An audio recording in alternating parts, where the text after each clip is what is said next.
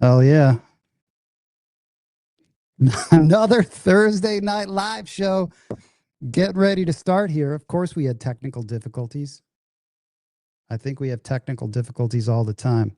Hey, ETG, I need you to adjust this camera. There. I think we're good. All right, tonight's guest. Thanks for sticking around. Thanks for joining. Appreciate it. We have I'll bring him in a second, but he's literally one of my best friends. And I don't have that many best friends. Two. He is officially one of them, and he won a WSOP bracelet last year. So we're going to veer away from craps content today, like we did with Sheets Parlinsky a couple weeks ago when we talked about video poker, and we're going to talk all about. Let me get this in. All about poker.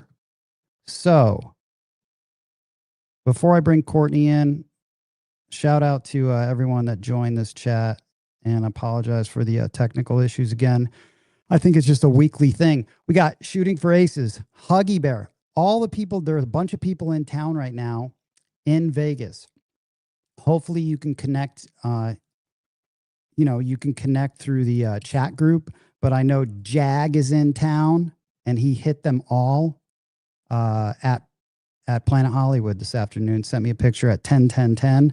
Huggy Bear's over there too. Craps Master Journey, my NFC North nemesis. Greetings to you tonight. Low budget, real pain. Jobless Degen. I think Jobless Degen is in town with Mad Hatter as well. Dark Vader, good evening. Let's see who else is here. Mad Hatter. Yep, Mad Hatter is. He had a lemonade yesterday when I was over at Palms, so we caught up then. X-Man, Double Deuce. Who else is here? EFSU. I don't know who that handle. And who else, man? Let's see. Oh, the Plow's in here. Camper, BRB, Jokers Are Wild. Oh, man, Jokers Are Wild. The Canadians, man, they're on the ropes. Stent Placer, Sam Man. Well, Lip King's Lip King. Zesty Lip King is in the house. Caveman. All right, I'm going to bring in tonight's guest right now, and we're just going to have a chat. Hello, Mr. Courtney Williams. Hello, hold on, I fucked. Is that better? Yeah, dude, I can hear you. How are you, man? Even from there. Everything is good. How are you doing, dude? Good. Hopefully there won't be any technical issues like there was already, but every week it seems like there is some. I like that Casino Tears you have on your TV set, man, behind. That's it. Courtney, you're a good man, dude. I didn't know you had Sheets on here. I would have watched that day and said some very rude things in the chat. No, please. I know you would have. That's a good reason why I'm glad you don't watch this show, because you would have been, you would have been spamming the chat. So, Courtney, first off, everyone should thank you that listens to the podcast, because you were the person that told me you got to have the podcast. If you're going to do a podcast, you got to have it once a week. You need to pick a week. Remember that? Absolutely. Yeah. I was telling you about my listening habits and how people, I think, are really accustomed to listening to a podcast. And if it's supposed to be on Thursday, they expect it every Thursday. And if you're gone for 2 weeks, it falls to the back of the list. Yeah.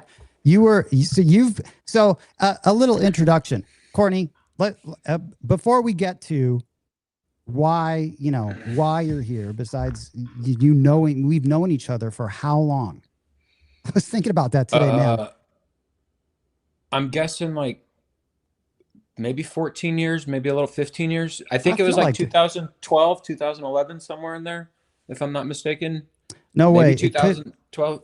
It couldn't have been. It's got way before that, dude. Because Well, my dog died in 2012, and I'd known you so I for knew you like a before that. while. So 2011, because Tony passed in the beginning of the year of 2000. Was it the very end of the year of It was like 2012? April.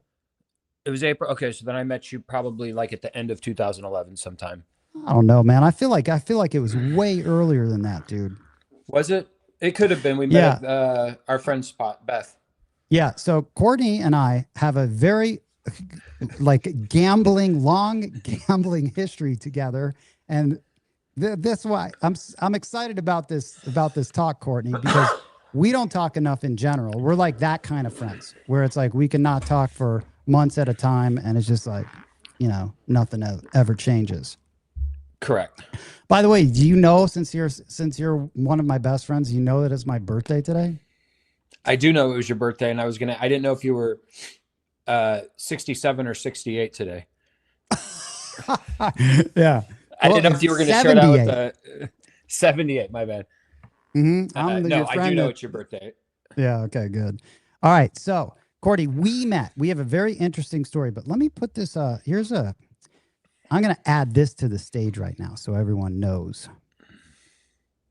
This is awesome because this is the current World Series of Poker sort of PDF or whatever listing that they did for all today, for this series.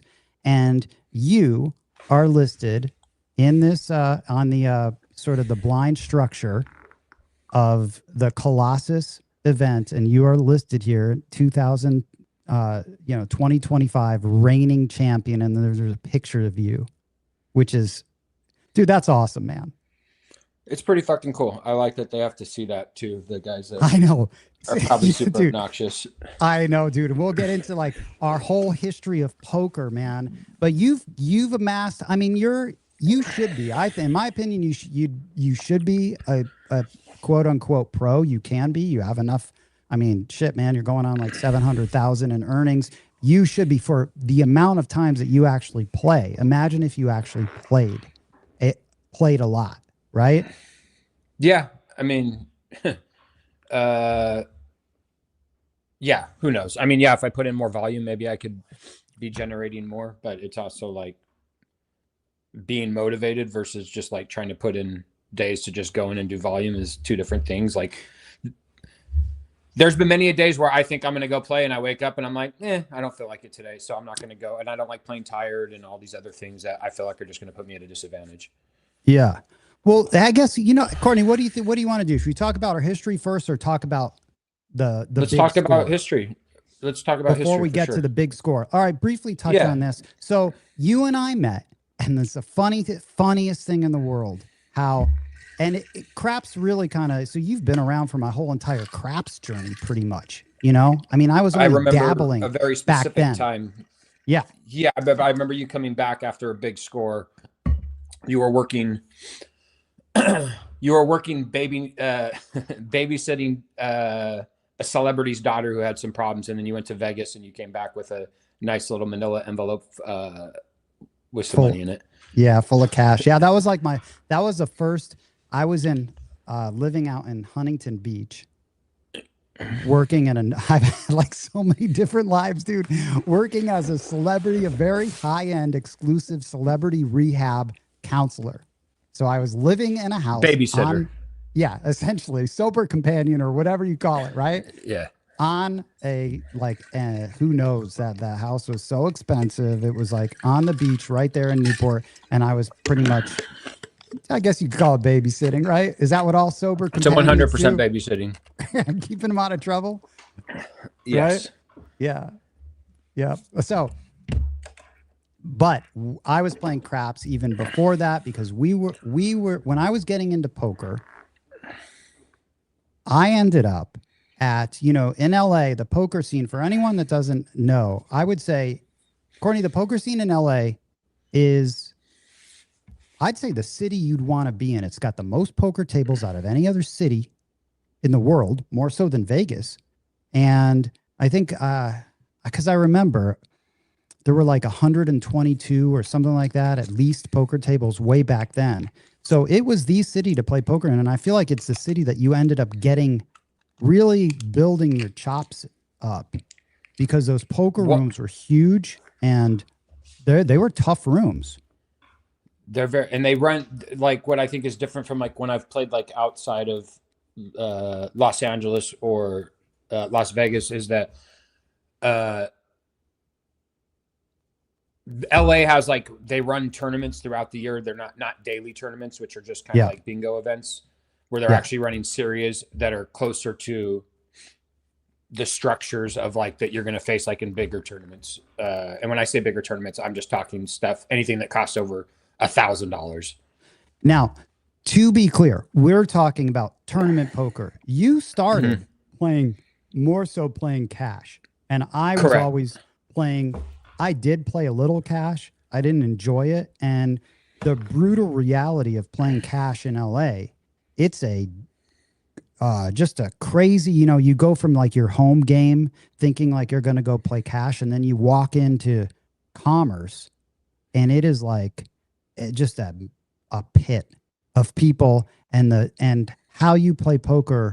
It's a rude awakening. How you play in it, with your friends and everything, and you think, oh, I'm going to be good. You realize like how different it is with your friends. Your $200 or whatever buy-in is so precious, you know. And then you realize when you get there and you play the low limit games at Commerce, you're like, fuck, people are just like, they're just betting their whole stack in one hand. Right? But that's kind of 100%. But that's also the structure of the buy-ins. Like, it used to be like a 2-3 game with the max buy-in of $100. So you had 33 big blinds. So it's like your money's, if you had a good starting hand, and if you're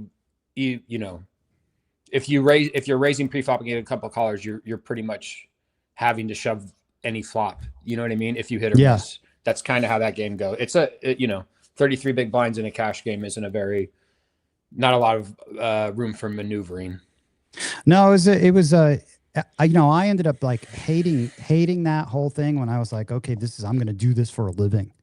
That sucked, dude. We were going to Normandy sometimes. Do you remember that? Oh my God. Yeah. We would go nighttime? to all these places. You and I have been to every poker house, every, poker room in LA.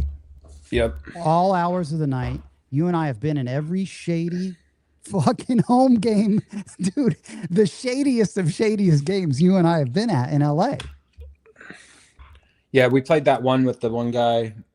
There was like girls and drinks and blah blah blah blah blah. And I think when we got there, girls up in drinks, in bikini, and all that. Yeah, that kind of thing. And I think when I went there, it was, I don't know if you remember that. I don't want to say his name really, just because I don't want to say his name, but I bumped into him. I bump into him every series, exactly. Yeah. And the game was, I thought it was like, this is a point. I don't know if you remember. So when you came back with that, we could say his name. His name's Tony. I don't give a fuck. Tony. Dude, these guys are all, they're running shady games. And you know what? Now looking back on it, that all those games were probably crooked. Yeah, but that game in particular, that time I played it. So I don't know if you remember when you came back from Vegas with that money from craps, we started like a shared bankroll for cash. Yeah. And then I started grinding, and I was playing smaller games. And then right in the beginning, I was playing Lewis's home game, and I was kind of grinding it. And then we got him voted to Tony's game, and I was told it was like a 2-3 game, and it ended up being a 5-5 game. And I got really lucky and won that night. And so, but my confidence from that night of winning allowed me to start going playing 5-5 in the casino, which was just seemed like such a big game to me. And then that's when I started going to Hollywood Park a lot. And I started, and I don't know if you remember, we made some money in that bankroll. Like, I actually bought my wife's engagement ring, which wasn't a lot of money, but was purchased from that bankroll. Yeah, dude, that you were grinding cash, and we had we're funding it, and that was a big deal. I mean, back then, dude, I was broke. Like, I was. So was I. Yeah, like so broke. Like, everything I had was always in my pocket, and maybe in like a drawer at home. But mostly all the money I had to my name was in my pocket. Yeah, like having a bankroll, we could barely fund the bankroll. That's why that craps hit was good, because it like put some money in it. Dude, absolutely. Those were the days, man. So after that, I was more into they have good meetups in LA. If you're into poker, I mean, that was a great time to be playing tournament poker in LA. It was before like it became how it is now. Whereas because I was started keeping, do you remember when we would go play tournaments in Vegas and I was actually vlogging and keeping a vlog? You remember that? I do remember that. Dude, I was one of the first people doing that. Yeah, and there that was really anyone doing that. Yeah, and that again, that's in the early aughts, whatever, early 2010s, whatever that would be. Yeah, I know I was one of the first people doing that. And so I was like, because I was in the hotel room, we'd share rooms and I would be in there like on the Wynn couch, like recording a vlog on busting out of a poker tournament. And that's what I do. I took all those things down though, but that was like when I was doing that. And now all of the, imagine if I had kept doing that and did that, but now all of the vlogs, I can't stand watching anything that has to do with poker or poker vloggers. They all have the same cadence too. Checked my whole cards. I had queen, and the flop was ace 2-4.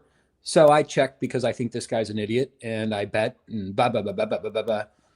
That's how they kind of all sound. It's interesting how gambling, and I mean a little of that's starting on how the YouTube influencers and how those vloggers and how it's just become a thing. I don't even know how to, I just realized how much playing craps and winning at craps made me, you know how much I hate poker players in general, besides you. I do know. Like I have is it an unhealthy disdain for it? Or is it the whole, it's the whole thing of what it became. Man, LA, because LA had some great tournaments. We were lucky because the bike would always have, we'd have WPT events, we'd have WSOP events, and then you could come out to Vegas and all these tournaments, home tournaments. There was always a series going on that you could really develop and get good at. Yeah, well, we were playing Stevens, which that dude, there's a guy that came out of that one that started doing well, Napoon. Yep. Yeah. And then what was the guy with the wife over by LAX? I don't remember. Heath. Your buddy? Heath. We were playing that one, I remember. And some of those people I would see around, like I sent you a picture of one of the girls from Stevens, Pamela, that won a thing not too long ago, or made a final table. Won or made a final table here. At, dude, all these guys that have won big stuff, we were playing with back in the day. I thought it was an excellent experience for a poker player to be around and playing back then, because we got a lot of great experience. And I wish the crap scene was like that. But it's a whole different beast. And what's happened with poker now is this, I don't know, but poker's become so popular, which is really good. I mean, back then this was pre-Black Friday. Yeah.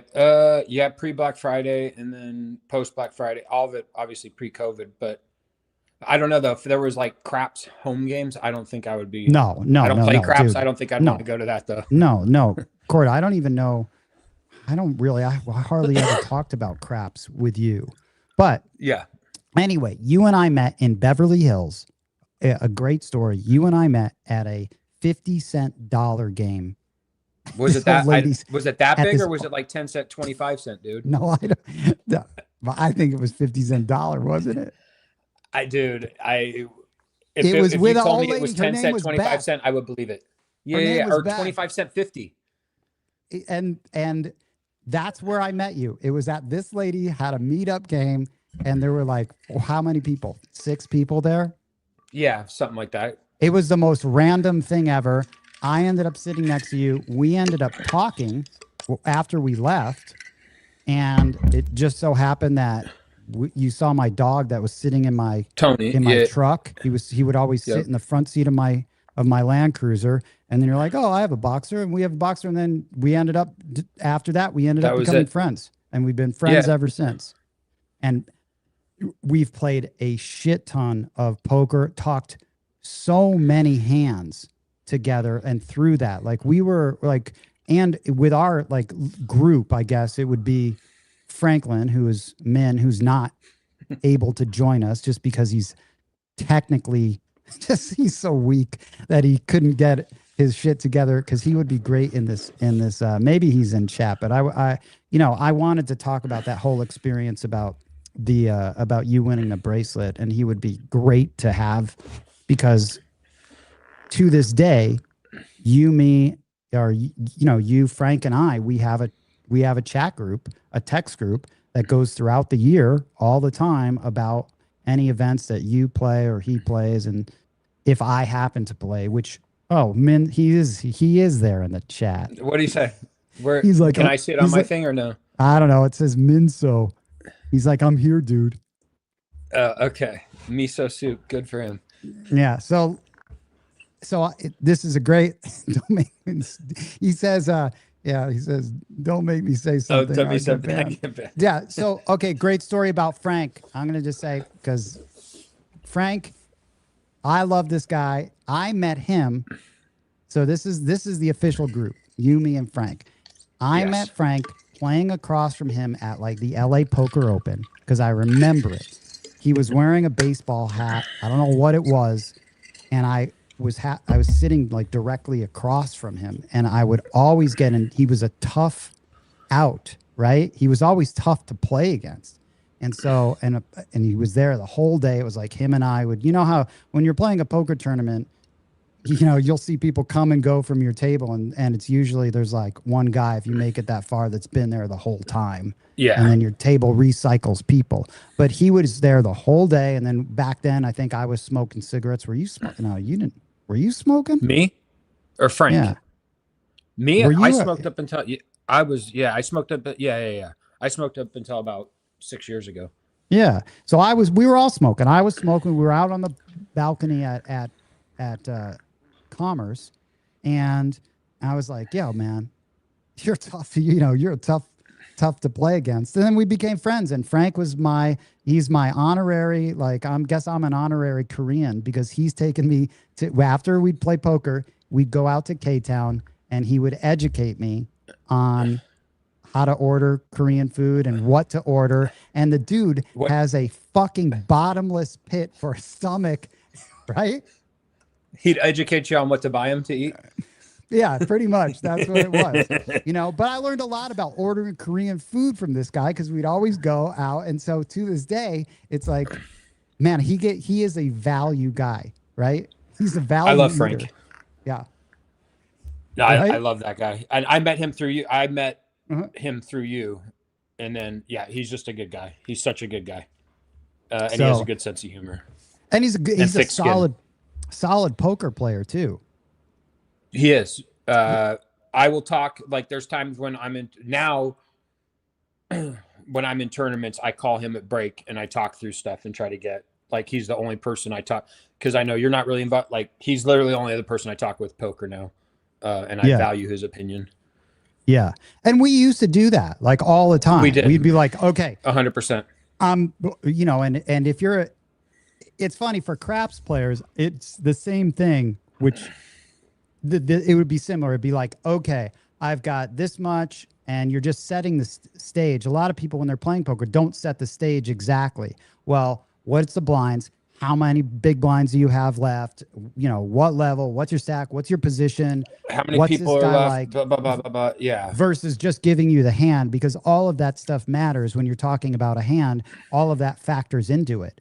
And so we would go through that. And I think that was really good training, just in general, talking through, like, doing in-depth hand analysis as far as, like, was this the right move based off of this, and this, and this on this street? Yeah.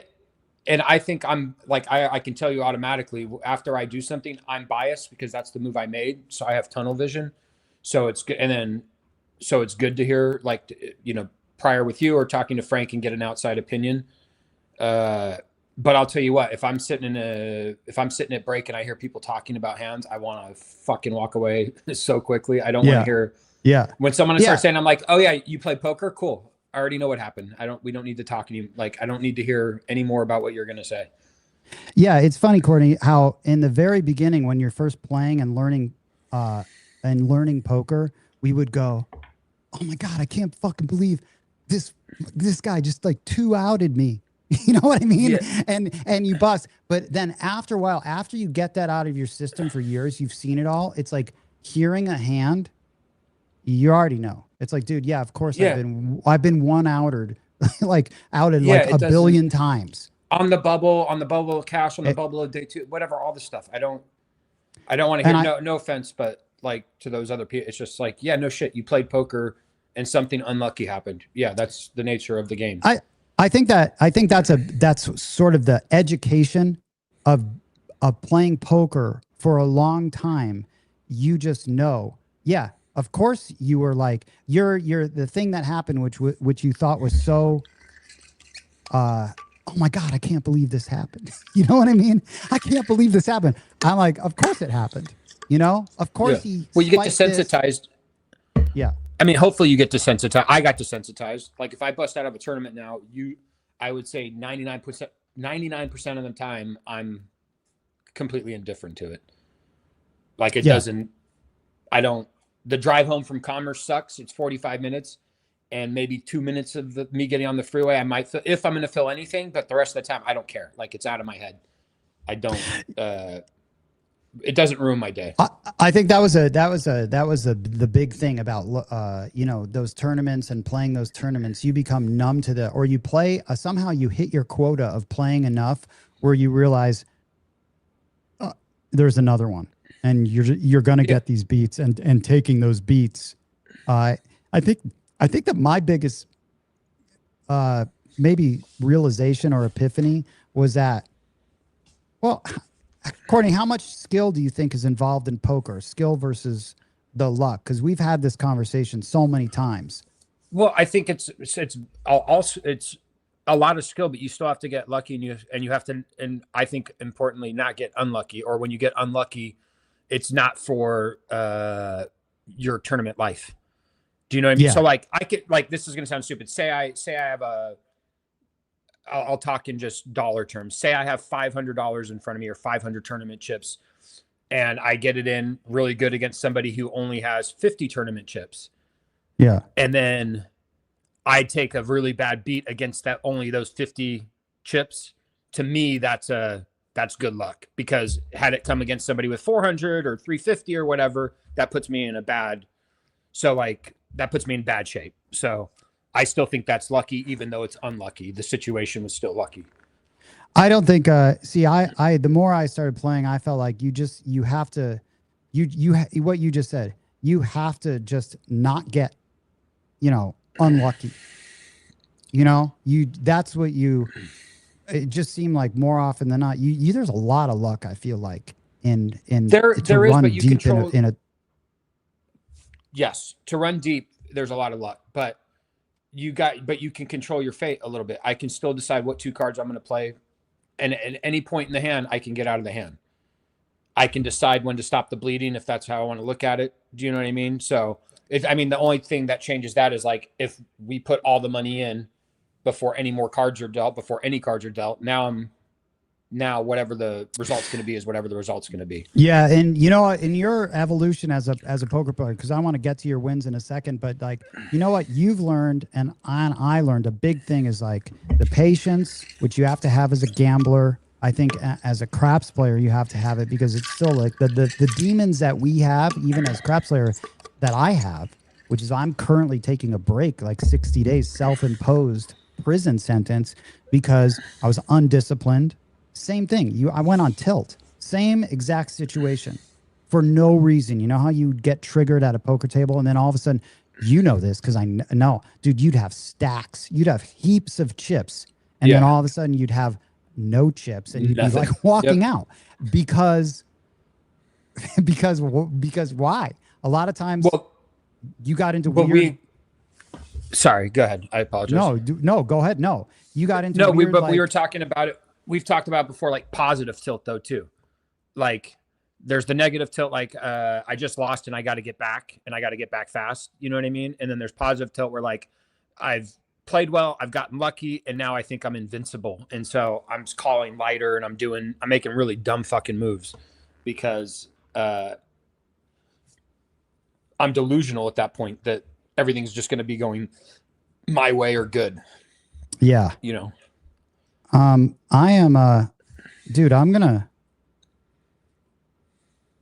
put this up here, this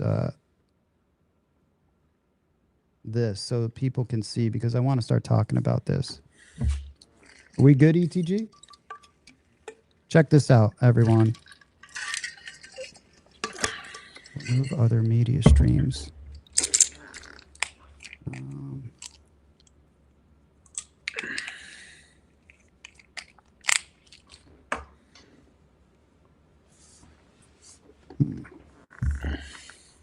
Would it be this? I'm going to try to put this up here, Courtney. Okay, check it out.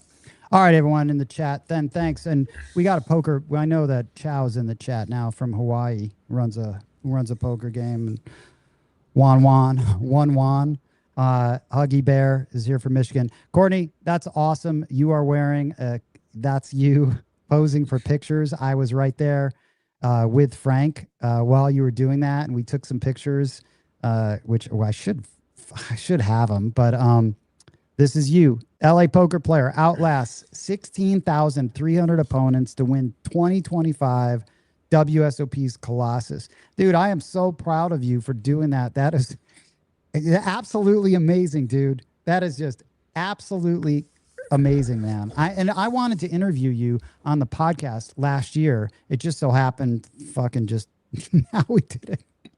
Life happens. Good time. It's a good time for it. You're looking good there, Court. You and Frank were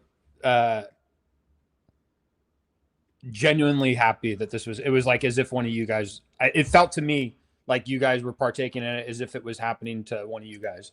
But I think that's kind of the thing. Oh yeah, dude. I mean, look at this. Let me see if I can go here. Here's another one. Thanks. Thanks, Chow. There's another one, dude, with you holding up the bracelet and wins first. Click on the gallery. Where's the gallery? Oh yeah. Right. Oh yep. Yeah, dude. There you go. And then you can see some of those good ones with us down in the middle there. Oh hell yeah. Okay, so this is there's Franny.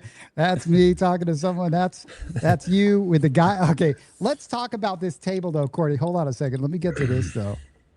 Check this out. Wasn't even gonna play. Friends talked 500K winner into playing WSOP again. And there's the Casino Tears. Dude, you were decked out in Casino Tears the whole final table. Hoodie, shirt.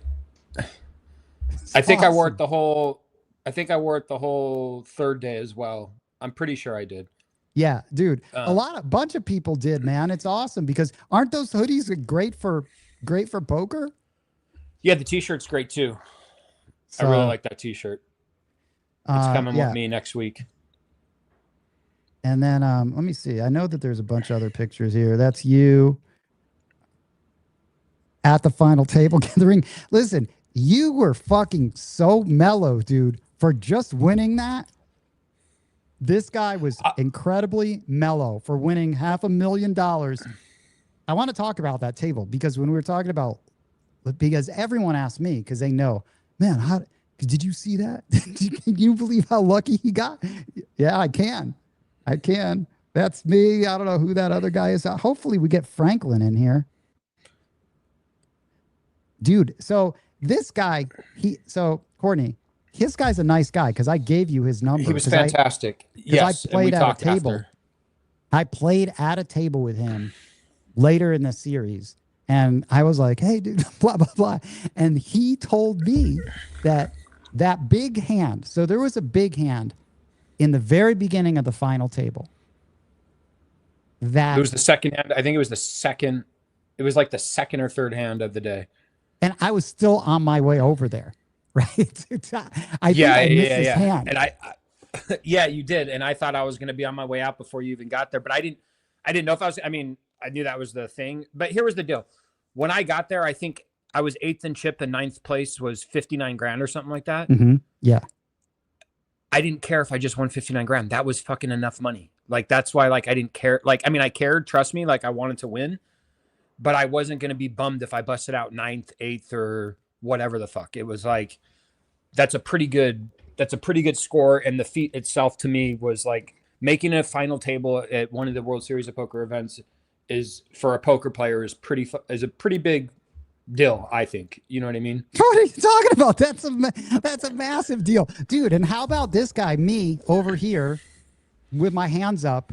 It's one of the so I'm probably one of the best people to have at a rail because I am obnoxious, aren't I? I am a loudmouth and I'm obnoxious to the other rail people. And you can see it on the even on the YouTube edit at some point before you got there. I think it was after I won that hand that I shouldn't have won.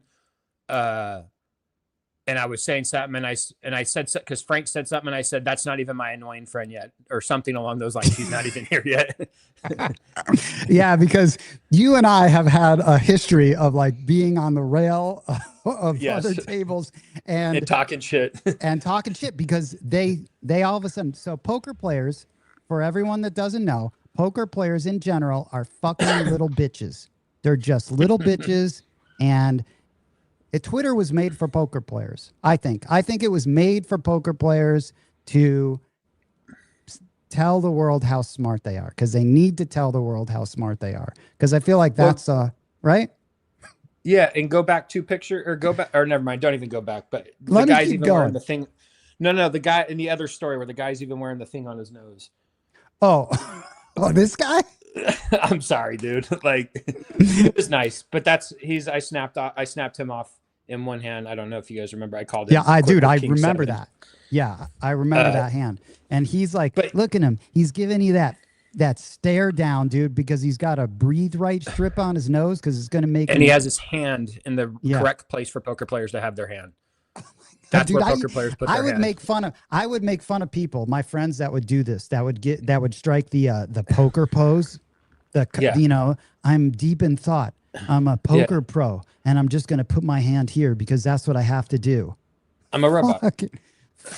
So yeah, I have a deep hatred for a lot of these guys that I play against. So yeah, and he's wearing a nose strip because it made him a better poker player. Right? It did. They were doing that. Yeah. Yeah. Whereas you and I, but back in the day, would take these crazy pharmaceuticals. Remember? I would order this stuff called remember like phenylparacetam. Remember? I would order it and we used to scoop it out and do that before tournaments. Yes. I was taking a lot of other pharmaceuticals as well, but yes, and those in addition. So there was a guy named Tony that I remember. I'm like, hey man, we're taking this stuff before tournaments to help, like, it's supposed to be this nootropic, and we were doing it. I was like, Courtney, here, you got to try this, and then it would like help us stay alert. But I gave him some because he was a researcher at some university, right? Yes. And he came back to me. He's like, listen, you guys need to stop doing that. Whatever it is you guys are like taking, stop doing it. And so we did. But yeah, we were always. You and I have been. Yeah. All right. So let's continue. This is you after you won, dude. Like, what a cool. And it was just me, Frank, and Pete. And Pete by the way, I didn't tell you. So Pete is another. He's like the unofficial fourth person in our group. Pete also a great guy. Absolute crusher. What a poker player. What a great poker player. Did you know he moved into the other tower here? I did. He told me when I was there in December that he was moving there like in February or something like that, or something along those lines. Yeah, so he lives in the other tower. I still haven't seen him, but we talk all the time. And then he got rid of his he was getting rid of his car, and that was another reason why he was going to move to your building. Yeah, because then he can just walk. And didn't have to worry about the parking situation in your building. Blah blah blah blah. So this guy, sorry, excuse me, just fucking. This guy what did he win? Did he come in second? Yeah, came in second. I don't know how much he won, to be honest with you. I'm gonna guess probably close to 300,000. I'll tell you right now. If I had to guess.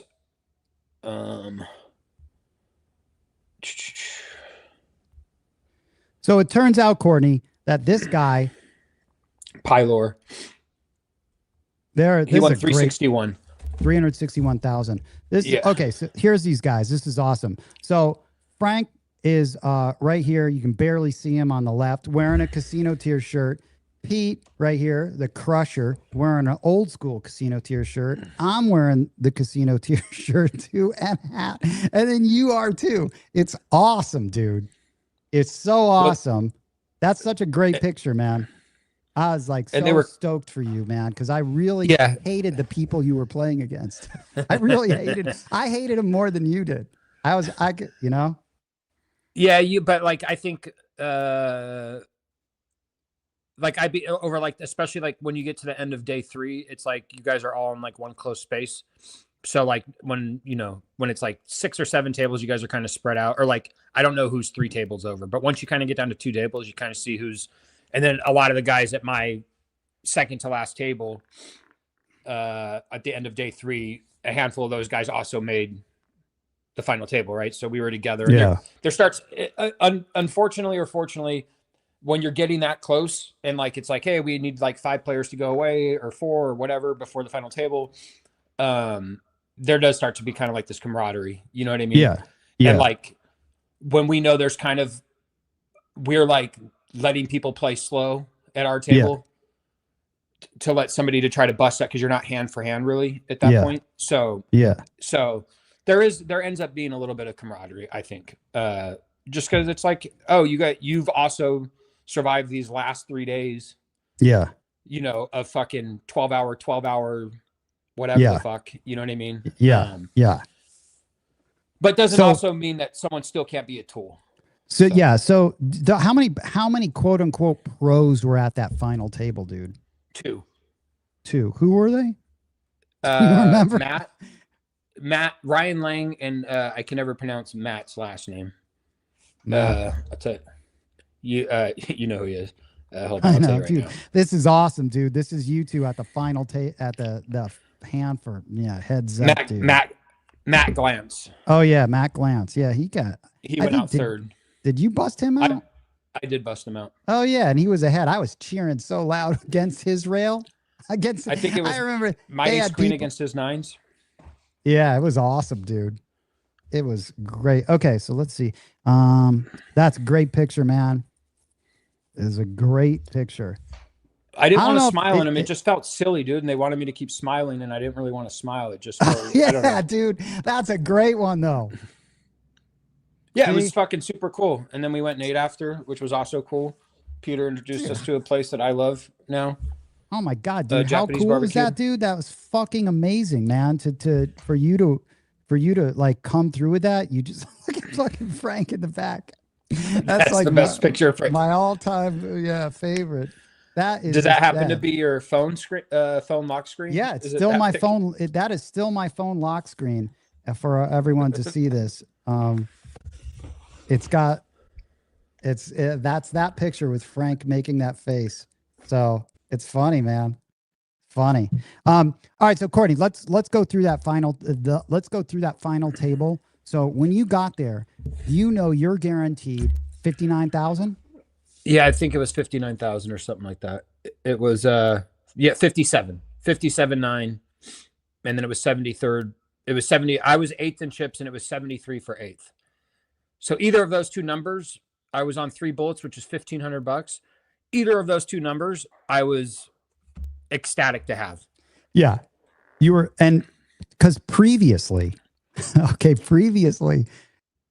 your biggest score was what? Because I had a piece of that big score, and that's 65 grand, 65,000. That was at, and that was on a 350 buy-in, and that was the LA. What was it? Which it was series? at an LAPC.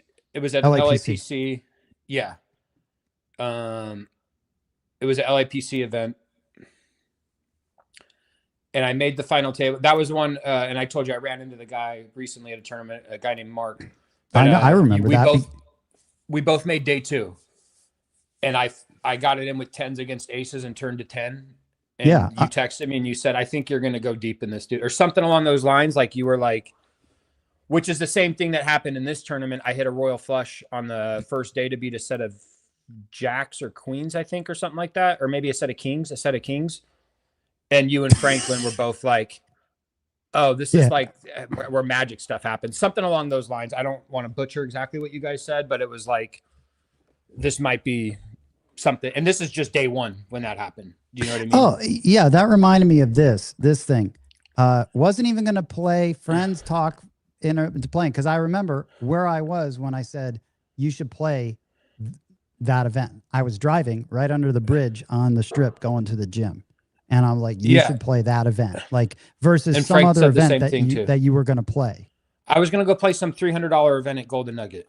Yeah. I'd already busted this Thursday and Friday, and it was Saturday. And both you and Frank were like, just go play this. And then the funny thing is, last year I had taken second in one of those Rio Daily whatevers that usually get big fields. This one was super small. Oh, and dude, I remember. I was right there too. You came down for that at the final table, and then I was playing that girl from, it was like a Jewish girl from London. Oh. She was from like London. Oh. She ended up final table in the women's event, like the next 3 days. But I remember I had busted out of a Golden Nugget event, and I was like, it was my last day in Vegas, and I was leaving the next day, and I got to the Horseshoe, and I was upstairs, and the line was super long, and I was going to be super late regging. And I was on the phone with Frank, and Frank said, "You're already there. You might as well just play." And I was like, "Okay." And then in that one, I don't know if you guys remember, I got down to one big blind, and we were like 3 from the money, and I got moved tables. Right when I got down to one big blind, they moved me to a new table, and I came right in the big blind with one big blind left, and got queens and doubled up. And then ended up taking second in the whole tournament with, like, again, it was like, you hear that whole thing, a chip in a chair, that whole fucking thing. And that's literally what happened. Yeah. And it was like late in the tournament when I had one chip. It wasn't, or, later in the tournament. It wasn't like in the first level or two where you have some time to maneuver. You know what I mean? That's why I feel like you would always, like, I feel like you should be playing more, because you have a knack for pulling out some like miracles, dude. I mean, miracles. And it was true. I remember, because when you play poker, you just remember certain hands. And I remember where I was, because I was playing that same tournament when you ended up, against aces versus tens, and your tens won. You just kind of remember that. I'm like, oh man, you've always been like that. You've had some big hands in key spots. Yes.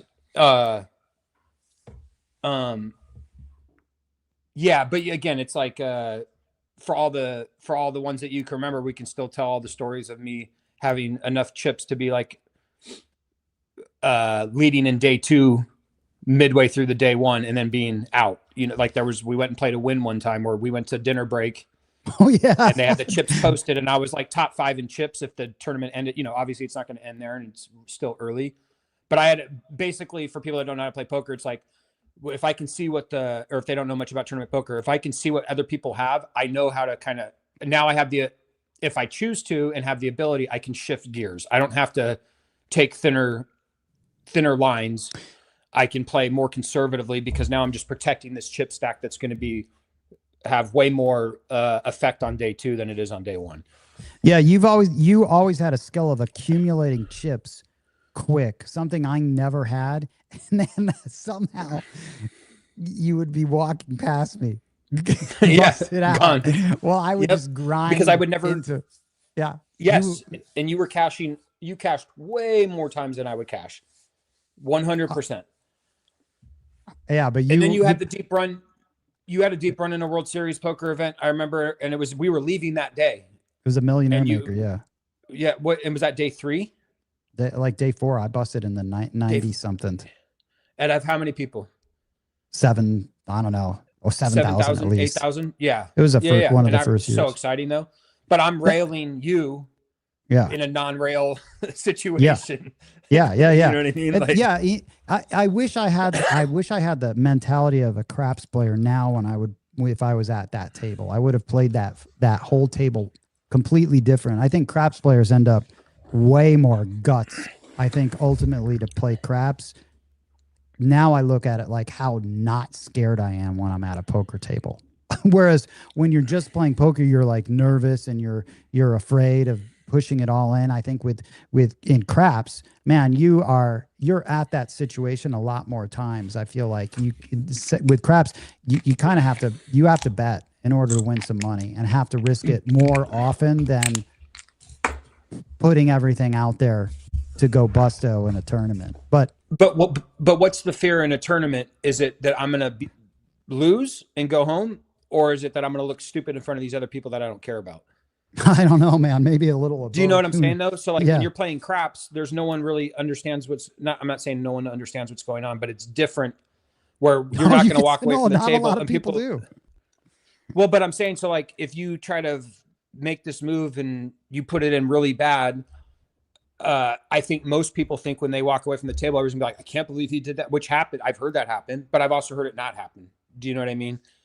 Like, but people I think do so. talk shit when you leave, but who cares? Fuck them. I don't care. But, yeah. I mean, although I got to tell you, because we played the partners event and being out of practice, I think I fucked up that partners event, but I did play. That was a table that Ray Romano was at. Remember? Yes. And that was, that partners event, I just landed in Vegas that day. So I was on a 4-hour flight from Atlanta. So I was also 3 hours ahead, and we were supposed to switch off. Because that tag team event, you have to play one orbit and then you can rotate as needed. And you were playing day 2 of a different event. And I think you came over on that break and played an orbit. Yep. And then you didn't like the ending of the other tournament, and then you left, and there's no bathroom breaks. And there's no bathroom breaks, dude. So I was there for like, I don't remember, 12 hours, 13 hours, whatever it was, 12 hours. Dude, shout out co-host Casino Tears, Ed Robinson. Great guest tonight. You've talked to Ed, haven't you, Courtney? I've not. I've seen Ed though. I like your YouTube shorts. I always see those, and I see Ed on there a lot. He's actually I like his humor that I can see. Yeah, it's funny. So, okay, so Courtney, this is the big hand, final table. You're happy that no matter what happens. Okay. Yep. Oh, dude. And I'm here for Court. L with poker. Yeah. Nice. 6 Easy from Boston. You'd like this guy. 6 Easy is a great dude. All right. So Court, this hand is key because a lot of people that I know that know you talk about this and they're like, man, he got so lucky. He got so lucky. Tell us about this hand, because in theory, you should have been on your way home before I even showed up. Yeah. I mean, again, we didn't see the other 2 cards come out, but yes, in theory, I was way behind. I fucked up and I misclicked. I was nervous. Mm-hmm. Like, I've never played on that big of a stage, for lack of a better term, and it was a literal stage, but I knew it was being streamed. I knew my mom, my sister, my nephew were going to be watching this stream. So, and everyone would be, and all the poker nerds would be like you'd have commentator or, talking about and the your commentators hand. They talked a lot of shit about me throughout the whole thing. Because they know how to play and they're there. Yeah. And the comments in the YouTube. Well, that's what I felt bad is the comments in the YouTube about this hand. They fucking shred Pylor. Like, I felt horrible after because they talked so much shit about him. I like to go back and read those because I just thought it was funny. I was curious what people thought. But I misclicked. So I wanted to raise it a certain number, but I put. What was your stack size at that moment? I don't honestly, dude. I don't remember. I mean, I don't remember, to be honest with you. But I was still 8th in chips. Essentially. Okay, so yeah, you were in the bottom. Yeah, I was in the bottom. This is like hand 3 or something like that. And I meant to chip leader. The chip leader who has an overwhelming amount of chips. Yep. Compared to everybody at the table. Yep. And I know I raised it with ace queen off, I believe, and I meant to. Here's the other thing: when you get, it's just minus some zeros, but when you get up to where the blinds are like in the millions, like literally like 1 million, 2 million, whatever, 1.5, 3 million blinds and all that stuff, the math can get a little janky in my head. Like, it's just, those are big numbers that you're not used to doing math with, even though it's remove some zeros and you're dealing with smaller numbers. And so I meant to raise it a certain amount and I didn't put the right amount of chips out, but the chips were enough for a raise. So essentially I min raised it, and I had meant to like I definitely didn't want to go all in, but I meant to make it like 3 or 4x the big blind or whatever it was. Yeah. And it ended up being like 2 or something like that. So he called with king 10. I don't remember if he was suited also or off suit. Oh no, I re-raised him. That's what happened. He opened with king 10 and I had ace queen in the big blind and I re-raised him. And I misclicked that. Like I said, I didn't put in I wanted to make it more. The commentators saying I'm supposed to go all in there. I didn't go all in there. I don't think when there's that much money on the line and you're still with those like 8 big blinds and 10 big blinds and stuff like that, I think you can, I don't think you need to put your whole stack in just because if I survive and I still have 4 big blinds and someone else bust out, I just made $20,000. Yeah, you know I agree. I mean? So I didn't really have to put it in. I thought so did you? But I raised him, and then he took forever to call the re-raise on the flop pre-flop, and I kept saying, if you're not calling, if you have to take this long in your decision, I have you crushed, dude. Like any of the hands that beat me, these are instant calls or instant put me ins, and you're not doing that, so you're behind. So because he tanked for a while, he ended up calling. He called, and then the flop came like with a king and a queen. I don't remember what the other thing was. He hit the flop. Oh wait, did I lose you? No, I'm here. Court, can you hear me? No. What happened here? I can hear you. I can't hear you. Can you hear me? Yeah, I can hear you. I can hear you, man. What happened? I can hear you, dude. So hopefully. Oh, okay. So hold on. Oh, you can hear? You're good? Yeah, there it is. Sorry. Okay. All right. So he hit the flop, correct, Court? Yeah, he hits top pair. And I hit second pair. And I shoved. Okay, you shoved. And wait, the action was it on you or did he check to you? Because I was in the big blind. Okay. I was in the big blind. If I remember correctly, I was in the big blind. That's when I re-raised him. He opened king 10. I re-raised from the big blind or small blind. I re-raised. Okay. Not all in. And then flop comes king, queen, some other insignificant card. And I shoved. I went all in. And then it gets to him. If I can remember, my all in was about 25% of what was in the pot. So he's getting 4-1, 5-1 on his money or something like that. Yeah. And I start talking again though. And I'm like, because he's thinking again. And I think I'm ahead. Because if he has a big king, he's re-raising me all in pre-flop. So I literally thought I had the best hand. And again, I start telling him, I said, dude, if you're not calling by now, I have you crushed. Like there's no. Which is interesting, Courtney, because you started talking because you were just talking. You were just talking. Yeah, but I thought I was ahead. Yeah, 100%. And I thought I was ahead. And it's just like, if you're not calling, dude, I already have you beat. But also I didn't care if he called because I thought I was ahead. Do you know what I mean? So I didn't care how he interpreted my talking. And you were behind. I was behind. With middle pair. Yeah. Middle. Yes. I had runner outs and I had an ace out and I had a queen out. So he took a long time and he folded. He folded, which would have been nothing of consequence from his stack. And was like, again, it was like 25% of the pot. So that hand was maybe the most important hand because he should have anyone just based on the percentages of what he had already and the dynamic. Invested. Yeah. And the fact that he had top pair, he should have just called it because he had the chips to do it, but he folded. And dude, this is what's interesting is that when I said I was at a table with him, like whatever it was, a little while after, I don't know if it was a week, whatever. 2 weeks. Yeah. I asked him about that. Dude, he told me that he was confused. He thought you had way more chips than you actually did. And that went in. And that fact, not I remember texting you this, not a lot of people knew. But the fact that he thought he misread your chips and that caused him to fold. And I missed my chips and allowed me to unfold and allowed me to not put the correct raise in that I wanted to put in. So it was probably a big stage for him as well. You know what I mean? Like, yeah, man, that's insane. Right. I mean, hey, that's what I mean. Now, sometimes you just it's almost, that's luck right there.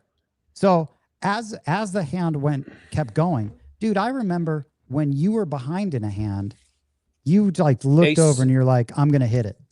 It's coming. Ace-6 versus, I think it was Ace-6 versus Ace-3.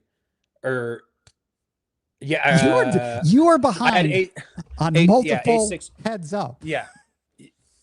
Yeah. Like this run is insane. And you know, Frank and I got to see the whole thing and cheer it on with Pete. And it was awesome because I remember when you snapped that one guy with the fucking King 7 versus his King 6. You immediately like snap called with King 7 offsuit. King 7 offsuit, dude. And he had King 6. Like that dynamic of you knew that he had nothing. And you insta called with King 7 off in that big of a spot for that much money. Yeah, and I told him, and I think he made a comment like, how do you call that like there or something like that? And I said, I know what you think of me, dude. Do you know what I mean? Like, yeah, that you're gonna. But then here's where I'm wrong though. So I have to be honest. Where I went back and looked at, there was another hand, because in my thinking, even though it was quick, I already had made my decision based on what he was going to do, and I figured if he had a big hand, he wasn't going to raise me. He was going to try to, get me to put my chips in bad. But then there was another hand because we were next to each other. So it was small blind versus big blind. He was small blind, I was big blind. But there was another hand before that hand where he had a big hand, like ace jack or something like that. And he did go all in and I folded.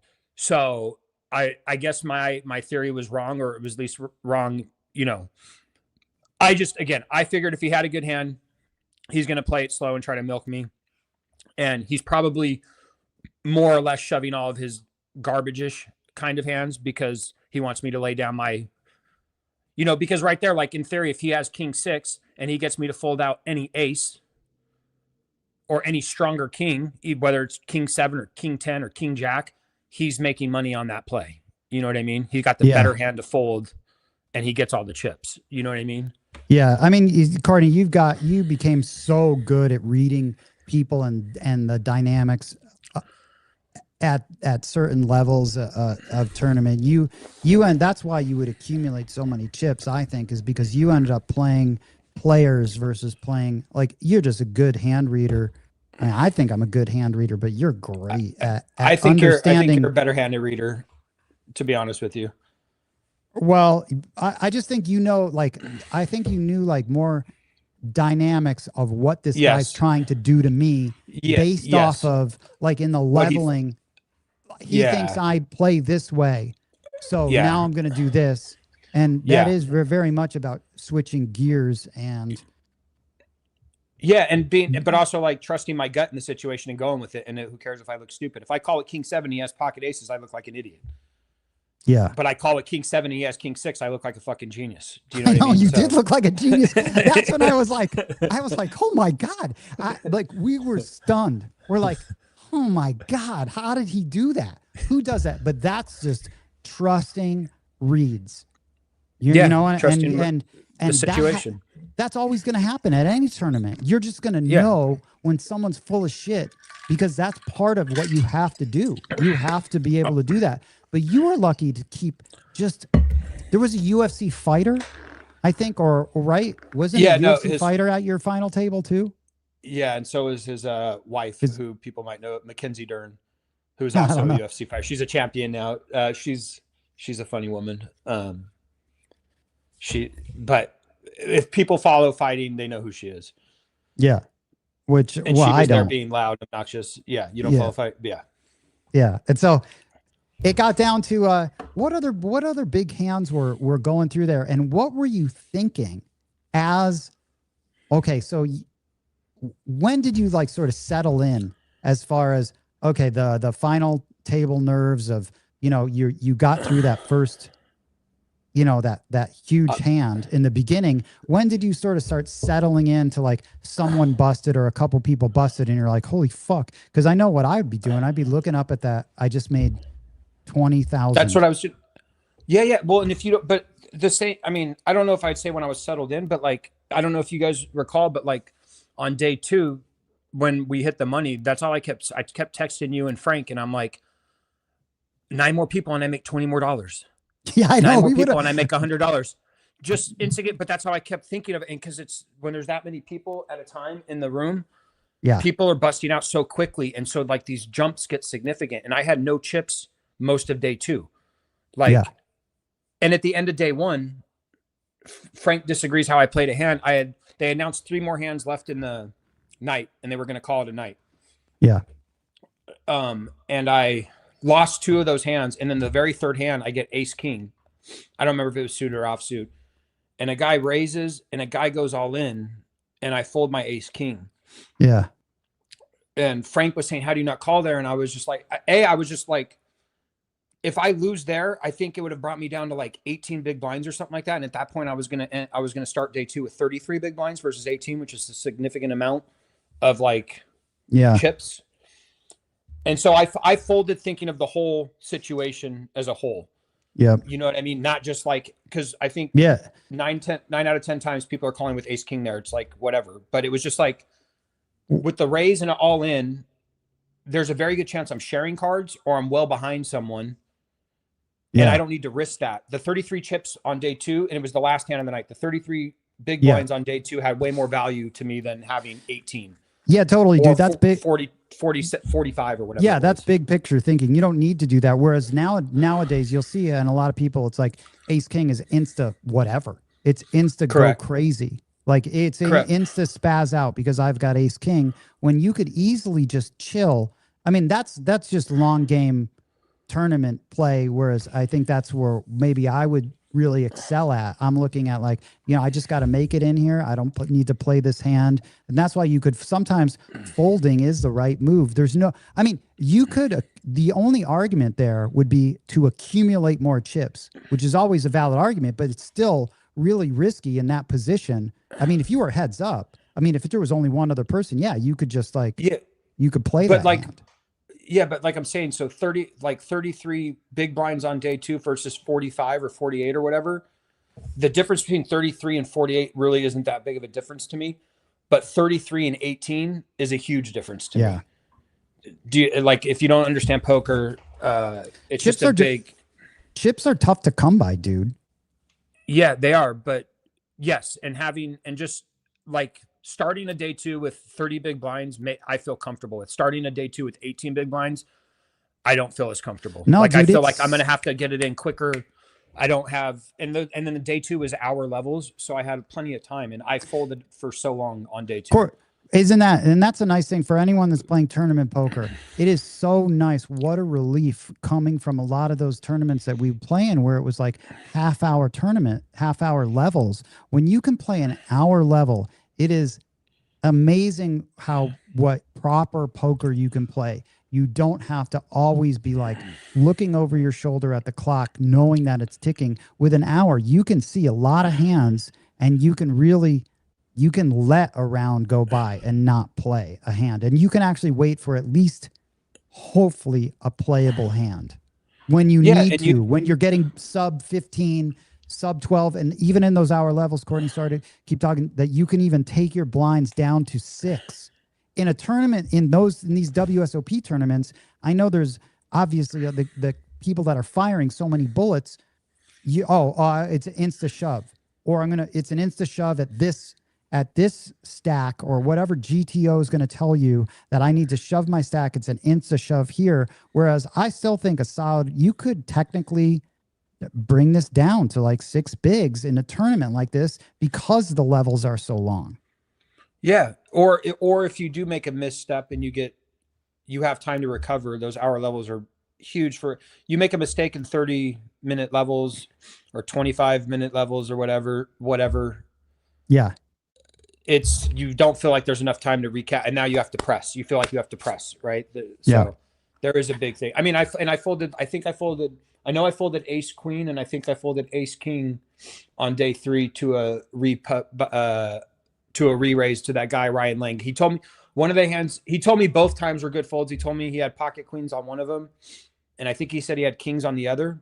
And Now, I don't know if he's lying to me. Do you know what I mean? Yeah. Like if he's trying to encourage me, he seemed like a nice guy. I talked to him like when we were not playing and he seemed like a nice guy, but also maybe that's what a professional would want to tell an amateur to encourage him to keep folding to him.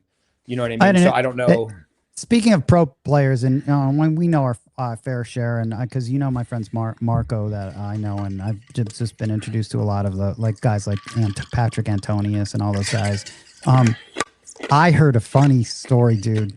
One of the most famous poker players, all right, the most famous, and I'm not going to say who it is or who told me, but I heard he likes to play craps, and he's just like the cheapest fucking guy at the craps table. Which is funny because poker players. He doesn't tip out. No, he's a dick. Yeah, he doesn't tip. He's mean to the dealers. That kind of shit. So, that's unfortunate. EFSU says, well, poker players. Listen, I have a special kind of hatred for poker players that I see at the craps table because they take that attitude. Somehow they think that they can just go and play craps in a way like when you are at a right now, like let's say I was playing at Horseshoe, you get a lot of guys coming over and playing in the tournament that would go play at the craps table, thinking they knew how to play craps. Or whatever. Yeah, and thinking they it's almost that same attitude. In some ways, I feel like, oh, I'm so smart for this game, and I'm gonna boss my way around this game like I would at a poker table. It's fucking so stupid, dude. I love watching them fucking get felted. All right, EFSU, I folded aces on a 5-way shove in a final table. I mean, you'd be surprised at what you fold given, you're going to have other opportunities. A 5-way shove, Do you want to play aces 6-way for your life? I don't know. Dude, how about when you get aces early on in the tournament and you if you 3 exit, let's say 2.5 exit, you get like a 6 callers. It's the worst, right? It is the worst, but then you're not playing, you know what I mean? Like you almost have to play defensive at that point. You're not playing, like you can't play that aggressively. This guy, I'll try not to play it aggressively. So this guy in the chat, X-Man, he's awesome. He's from Seattle. He was actually out here during that time when you were making that run, Courtney, because he was the other guy with the Casino Tears hoodie. You showed me a picture. I know who you're talking about. Yeah. X-Man, patience is key, but recognizing when to press on the gas helps to survive. Same in craps. Good point, X-Man. You kind of got to know when it is. And by the way, Courtney, 6 Easy was Frank. Frank from the football pool. I don't think you know his handle. No, I didn't know that was his handle. I call him New England Frank. Oh, dude, he said, that's my handle for him. Dude, I hope Court likes me. Million misery partner. Dude, Frank's awesome. All right, and then this one from Real Pain, great handle, Real Pain. I know 10 Ton doesn't drink, but do you, Courtney, any stories about 10 Ton drinking? Oh, dude, we have some. Nothing's off limit, Courtney. I'll just say my last beer I had was half a beer at a crap table with Fran.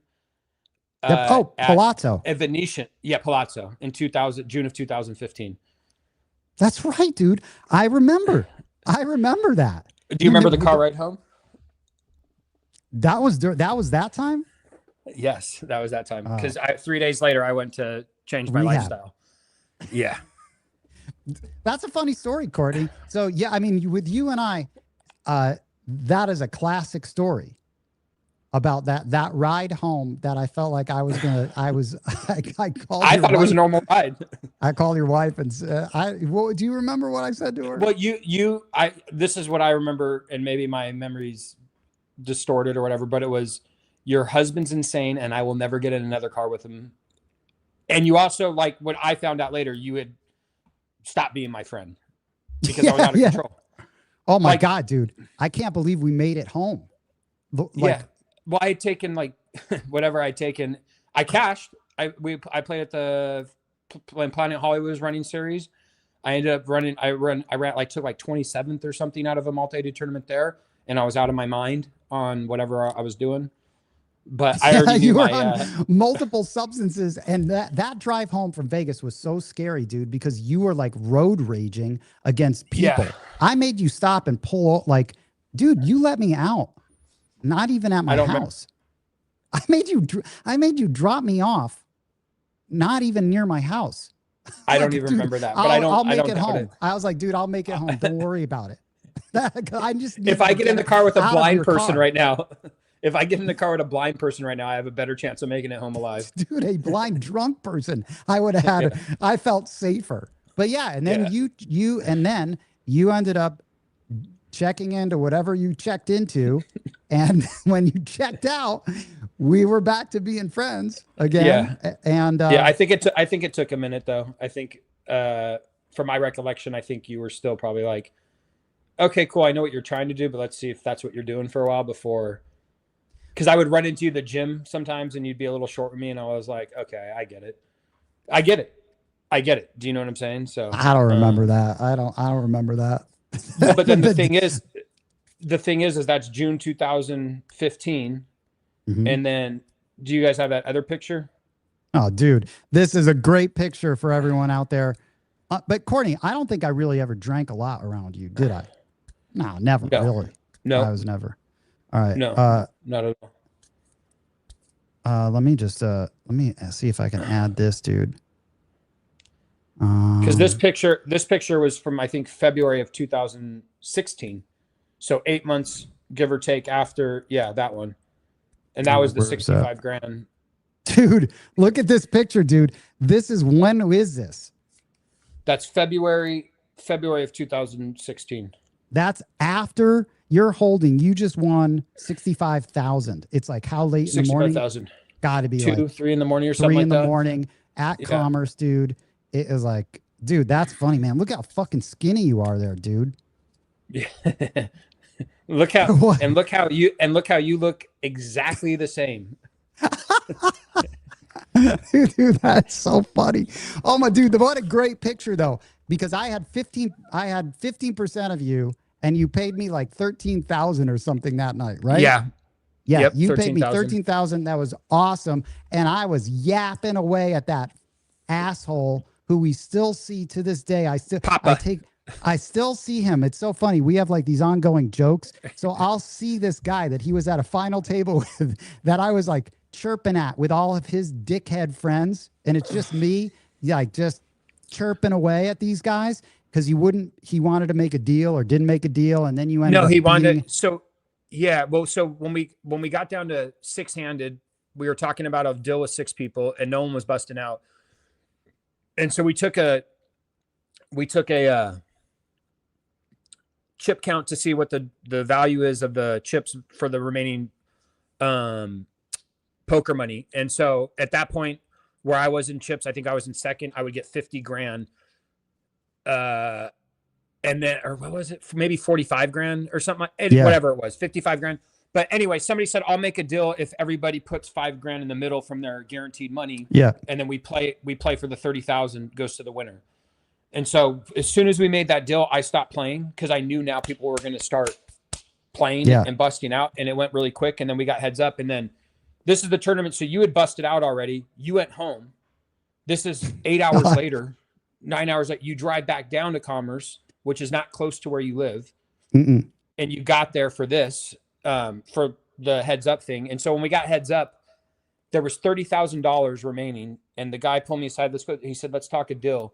And I think he offered me like $2,000 or something like that. Something insulting. Low. Yeah. Yes. Yeah. And I said, nah, I'm good, dude. Let's just play heads up. And he was the chip leader. And then I took the chip lead. And I said, do you want to just split the money now, bud? Like, do you want to do? And he's like, yes, let's just split it. So then I got 15 on top of my 50, which was 65. So I must have had 55 before I put my 5 in. Yeah.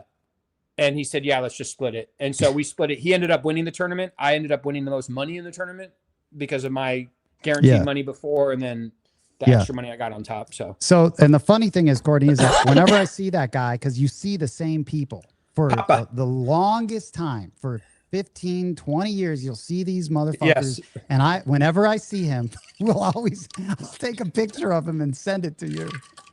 Yep. I sent you I looked him up one time. And I don't know if I've sent you the news story. So he went. You were sober there though, Courtney. You had just gotten sober. That's the other thing. that was like your Yes. sort of like karmic sort of, I feel like payback. You cleaned Yes. yourself up and then you go on and fucking win a tournament. Yeah, because I only played tournaments extremely loaded up until that point. Yeah. Extremely loaded. Oh Extremely my loaded. God. Yeah, totally. And never, Beyond. and we get cashes, but never anything significant. And that was my first significant cash. And I ended up having a pretty good year that year. As far as cashes, I had a couple other cashes, but Dude, look at that picture, dude. That's hilarious. I remember that, dude. That was so awesome, dude. I love being on like, you know, a final table rail. Cheering yeah, I like when you're there someone. too. It's fantastic, dude. I was gonna say though, so I looked up that guy though, and at some point, like in the 80s, he got arrested for murder in Florida. He like murdered a woman or something. I swear to God, Papa. Yeah, man. You see, I think poker's filled with a lot of like, you know, those people sketchy, did time in the 80s for murder.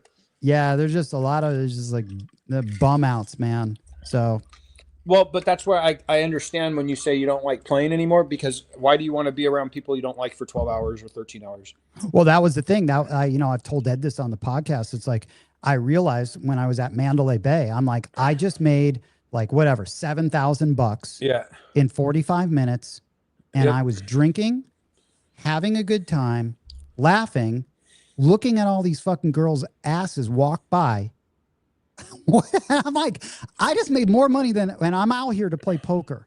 I'm like, I need to be doing this because this was so much fun, and I feel like I'm in my element. And I wasn't mad at anyone. I was not mad at anyone. Like you I had an would enjoyable get mad experience at poker tables because you're dealing with everyone being so smart. And X Man, I know you play tournaments, so you get this. And everyone's just, I'm telling you, it's a poker thing, Courtney. Everyone's on Twitter talking about like trying to be the smartest guy in the room. It seems, I don't know what that is about poker players, but craps players are not like that. Craps players are fucking chill. Yeah, I had an interaction recently. Like I'm on Twitter, but I don't like link my thing to anything or whatever. But I was because they didn't put up some structures at Commerce, and I wanted to get the structures for some events they had coming up, and they happen to be World Series of Poker circuit events. And this professional poker player, I don't know how he's affiliated. I don't know if he works for the World Series of Poker or whatever, but he like quickly commented. He said, they're up there. And I'm like, no, they're not. And so it's kind of back and forth. And he sent me, and he ended up being correct. It was somewhere different. And I didn't even get into it with him and saying, oh, this is how it usually should be, or where it usually is or whatever. But it was the thing that you were talking. It was like, no, I'm smarter than you, you know? And when I saw it, I was like, oh dude, I'm dumb. You were completely correct. And then he never responded. And I was like, whatever, of course. Yeah. It's like constant. Yeah. And it's all those guys. It's all those guys, dude. It's those guys like, you know who I'm talking about. All those. But that's like why I like Peter's, but Peter's as good as any of those guys. And Peter's not like that. No, Peter's like super humble and super nice and just a super chill, cool guy. Super like, nice. Yeah. I don't know why the majority Frank's of a little bit players, like that. Frank's chill. Frank's just a great Frank's dude. Frank's a little elitist. But you know what? The group that we have, as far as talking poker, it's really great to find those people in the craps community when you can start talking about the situations. I do think that I've always said that craps is I view my my buy-in, whatever that is, I view it in the same way that I would view my tournament poker buy-in. In fact, I view it as a buy-in. I even call it like a buy-in. My starting stack, it would be in my rack. If it's going to be 5,000, 3,000, 10,000, I view it like that. And I almost view it like I need to accumulate. Like I play a lot, almost like small ball poker when it comes to craps, because I'm trying to accumulate in like little chunks, like this 10-ton 2-hit takedown that I have. It's made for 2 hits, but it's designed to keep refueling your chip stack, which is so important in poker, getting out of the gate, which is always like the toughest thing for not for you. Nah, you would always accumulate chips. Yeah. But it's there's more time in a WSOP event because you can be patient and you don't have to be rushed. But accumulating chips based off of that small ball play a little bit here, because that stack ends up growing. It's really, I feel like it's a very similar overlap for poker players that end up playing craps. But unfortunately, a lot of poker players when you watch them play, what if anyone's here, the people that are here in town now, you're going to see a lot of poker players at the craps table and watch how they play. It's fucking horrible. It's a joke. BRB chimed in. It is Court. The BRB, to me, craps is more like us against them as opposed to me against everyone else. It's true. And that's what's great about craps. The camaraderie at the table. Yeah, well, we're all against the man. Yeah. Poker that's what I didn't like. A lot of times it's like us against, like, it's trying to cheat someone else, like against another human. And then I really end up hating that human, like hating them to a bad degree. Like I want to kill them. Yeah. I mean, you're better at that than I am. I am now, which is funny because if we had to guess who had the worst temper between you and myself, yeah, it would be you. Me. But you would get mad at me. Remember when we were, hey, Courtney, one thing that you probably did learn from me was traveling in style, nice hotels. Yeah, 100%. 1,000,000%. Something that we would 1,000%. That we would always sort of argue about, or you didn't understand. I want to go for the cheapest as possible. Yeah. And then we're just there to play cards. I don't care. Yeah. Oh my God, dude, you're the reason why I stayed at Harrah's. Yeah. I've been kicked out of 3 different Harrah's. I've been kicked out of 3 different Harrah's in 3 different states. You are the reason that I stayed at Harrah's. You've helped me to realize I would never. So I remember when we stayed at the Wynn, and I remember we were leaving and you're like, oh, damn, this cost me $600. And I'm like, dude, we just stayed there for how many days? Yeah, but that's all my fucking money. And it went to accommodations. But you know what I mean? I was not literally all my money, but still, you know what I mean? But now you know, though, right? Like, you know how much ultimately spending that, it's like the peace of mind it gives you. Absolutely. I feel like so valuable, right? No. Yeah. And I take that to like anytime I travel. I'm not saying I'm staying at fucking the best places for sure, but I'm definitely not going to stay at the low tier place because I already know the peace of mind like you're talking about. Like I'm not trying to sound like I know like I'm going to get frustrated and it's worth it with whatever. And I'm probably not going to get frustrated at this other place, and it's worth it to me. Yeah. Dude, it's so nice when you start, and it's the same with traveling. It's like, why I would just, I mean, financially, it doesn't make the most sense, but I'm going to fly first class because I don't want to deal with any frustration. You said that to me one time. I get it now. Yeah. And I did, but also, it coincided with a better paying job, whatever, blah, blah, blah. And I could do that stuff. But when I started flying back and forth from Atlanta all the time, I was flying first class almost every single time. Now, in retrospect, it's easy to say, oh, I wish I had only spent $400 on the ticket instead of $2,500 because that $2,100 would go long now, but it is what it is, whatever. But I also traveled with much less stress. It was a pleasant experience. Yeah, dude, and that's why I like to stay in when we'd come to Vegas. Why I wanted to stay in certain hotels, also for better peace of mind, and you can go to the poker table a little less stressed out with better sleep. Dude, there were times when I was staying with like fucking, oh my God, dude. Back then, I stayed in like the Rio with like 4 guys. Were you there? I stayed in the Rio with you. No, I stayed in the Rio. Me and you went to the Rio, but then the other place that you found that we liked for a while was I can never pronounce it correctly. Oh, the Delano. Delano. That was chill. Yeah, that was fantastic. That was great. It was great, easy. Dude, Ed says he looks like Charlton Heston as Moses in those pictures. You're looking pretty dapper in that picture, Courtney. That's a good look, man.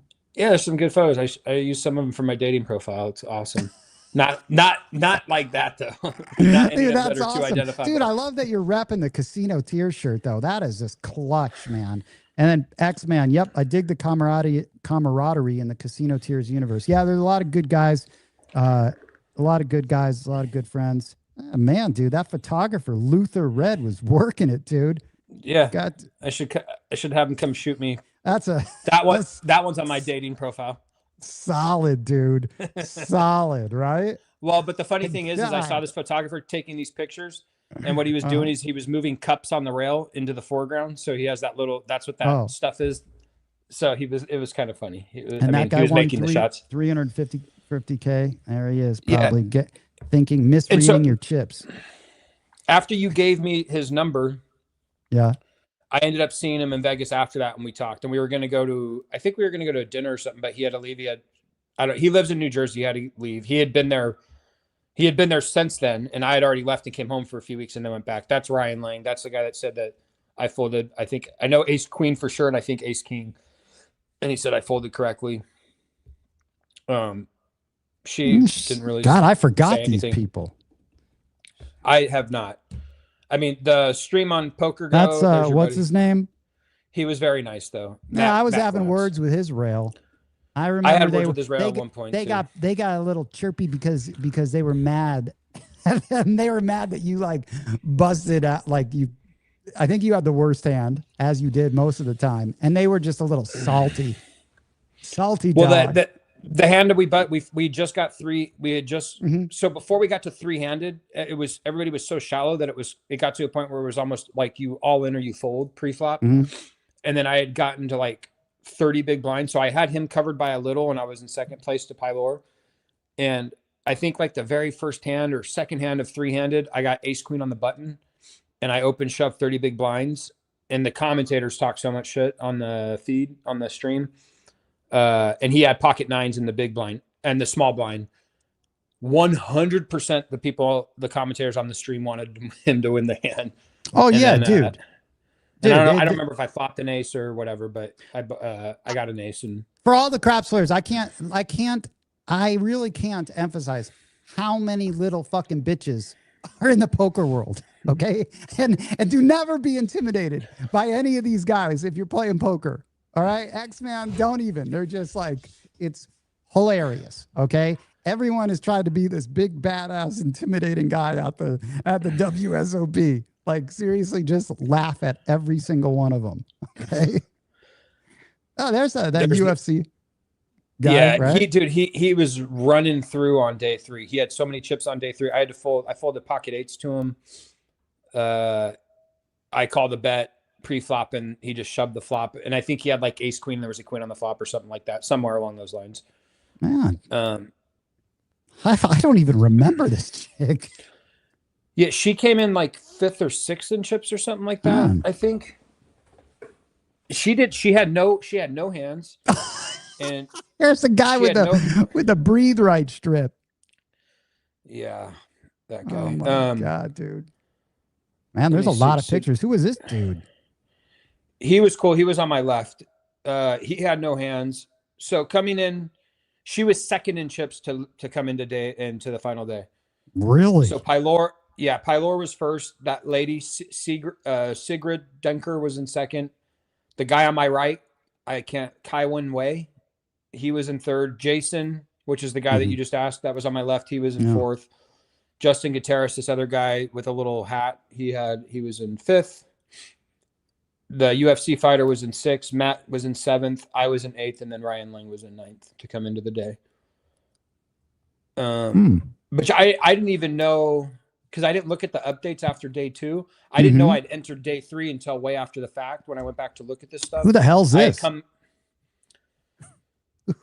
That's I the guy remember these guys. Yeah. Some of these guys had no hands. So yeah.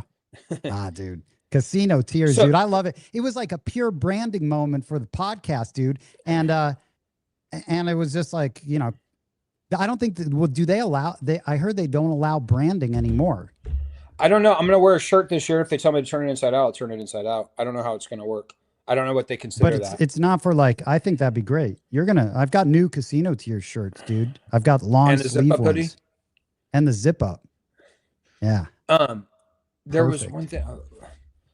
I was saying, so like most of day 2, I was like, no chips until the end of the day. And then like I was just saying, I didn't realize until after the tournament, when I went back to read the updates, I had entered day 3 in top 10 in chips, and I didn't know that. And I don't know if you remember this, day 2, I got there a tad late.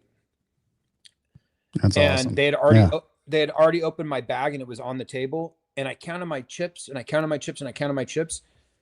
And I'm still convinced that someone stole some of my chips, because I should have had 33 big blinds to start day 3. I'm sorry, day really? 2. Yeah. And so, and the bag was already opened up. So if they had left it zipped up, then I could have said, okay, I must have made a mistake in my count, but I counted it so many times. And so I got up and told one of the floor guys, I said, hey, I think someone stole some of my chips. I'm positive I had 33 big blinds to start day 2. And I had like now 24 or something like that. Yeah. And I had posted a big blind and a small blind. So it would have been, 25 and a half or whatever it is. And so he's like, oh, we'll go look at the security camera. We'll come back. They never came back. And then Courtenay, I started taking, have you ever heard of this stuff? It's pine pollen. Have you heard of that? No, I have not. Yeah. I started How's it doing? I don't know. Is that how supposed to increase your testosterone or do something like that? Pine pollen. I'll keep that in mind for things I'm not going to do. You and I would always try all this stuff. And I got some of this stuff. You ever heard of that Shilajit stuff? I haven't. Yeah, it's like this, almost like this black thick stuff, and you dissolve it in water. It's supposed to have all these like trace minerals that comes from like the Himalayan mountains. I do some salt in the morning. I do some salt in the morning every morning now. Yeah. Whenever I saw that fucking thing, that's the first thing I have every morning. So what about the Nupit? Do you have any Nupit? No, I don't have any of that stuff anymore. Okay. So Courtenay, so this year, now let's get to the plans. You're coming out here, and normally I would help you out with the hotel. I'm trying to, but problem is I have a new host over at Palms. So you're coming out for like 15 days or 11 days. 11 days. You've put me up so many fucking times. So I'm not too worried about, so last year to start the series, so that tournament I switched, Fran had me at Palms and then he had me at, Vidara. And remember, I even left a day early. I thought my checkout day was a day and I left. Yeah. I didn't know I had one more day where I could have just chilled, but the suite you like you got me saying, at the do Palms, you like, yeah. Oh my God, dude. I wish I had pictures of the suite, dude, that I had a butler that I never used. Yeah. I had a butler I never used. I had a fucking, like a big boys, like a bit with a front room and a fucking 20-person couch and a shower that could fit 20 people. Dude, that suite was amazing, wasn't it? Yeah. I couldn't believe it. It was fantastic. It was fantastic. So that's what I had up until the last day. Dude, I've learned now, whenever I if I get a room for someone, I've learned now, I'm like, listen, just get a normal room. It's not for me. You're right. Yeah. So I don't blow like those big like suites on people that aren't like even gambling there. Well, because I'm notoriously cheap. And so like the fact that it had a refrigerator where the drinks could be moved around and I could put my own stuff in there and not be charged was perfect. Because I was like, how do I get an extra fridge in there? And they're like, oh, you can just move the stuff. It's not like in the regular rooms. And then I moved to Vidar. Oh, and then. But how do you like Palms? See, Palms is awesome, dude. I stay at Palms almost every time I go now. I'm staying at Palms Place this time because, again, as I said, I'm cheap. They have a fridge, so I can buy some things and have it in the room. And it's for the World Series for me. It's a straight shot, and I park at the Cromwell, which it's called Vanderpump now.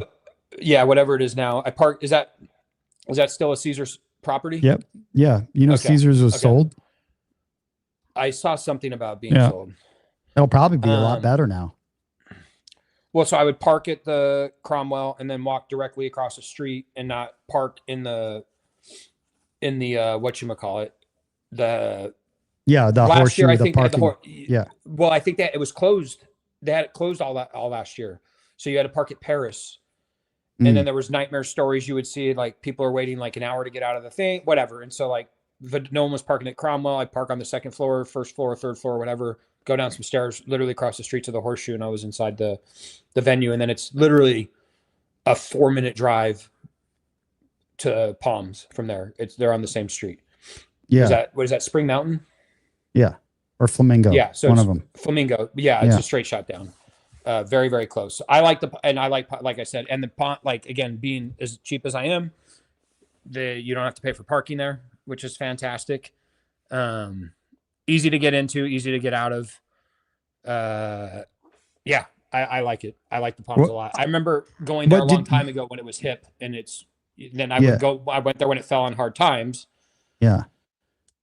Years ago, I was meeting you out there, and I went out there early, and I stayed like a night there, and I was like, what a fucking dump this place is. Yeah, that's what I thought too at one point. And then around COVID, the current owners. This was way before COVID. I went out there because I went out there a long time ago when they still had a poker room. I had stayed there a couple times. Like this is before I met you, like in the very early 2000s when it was like a party place, like the place. Dude, you and I played. Well, go ahead. Oh no, I just want to tell one more story. So the day of the final so the end of day 3, we had to sign paperwork, and they told us when to be back for the final table. And so I forgot the fucking time, and I went back to the room, went to sleep or whatever. And I woke up and I was going to take a nap. And then Frank had showed up because Frank flew in from Seattle.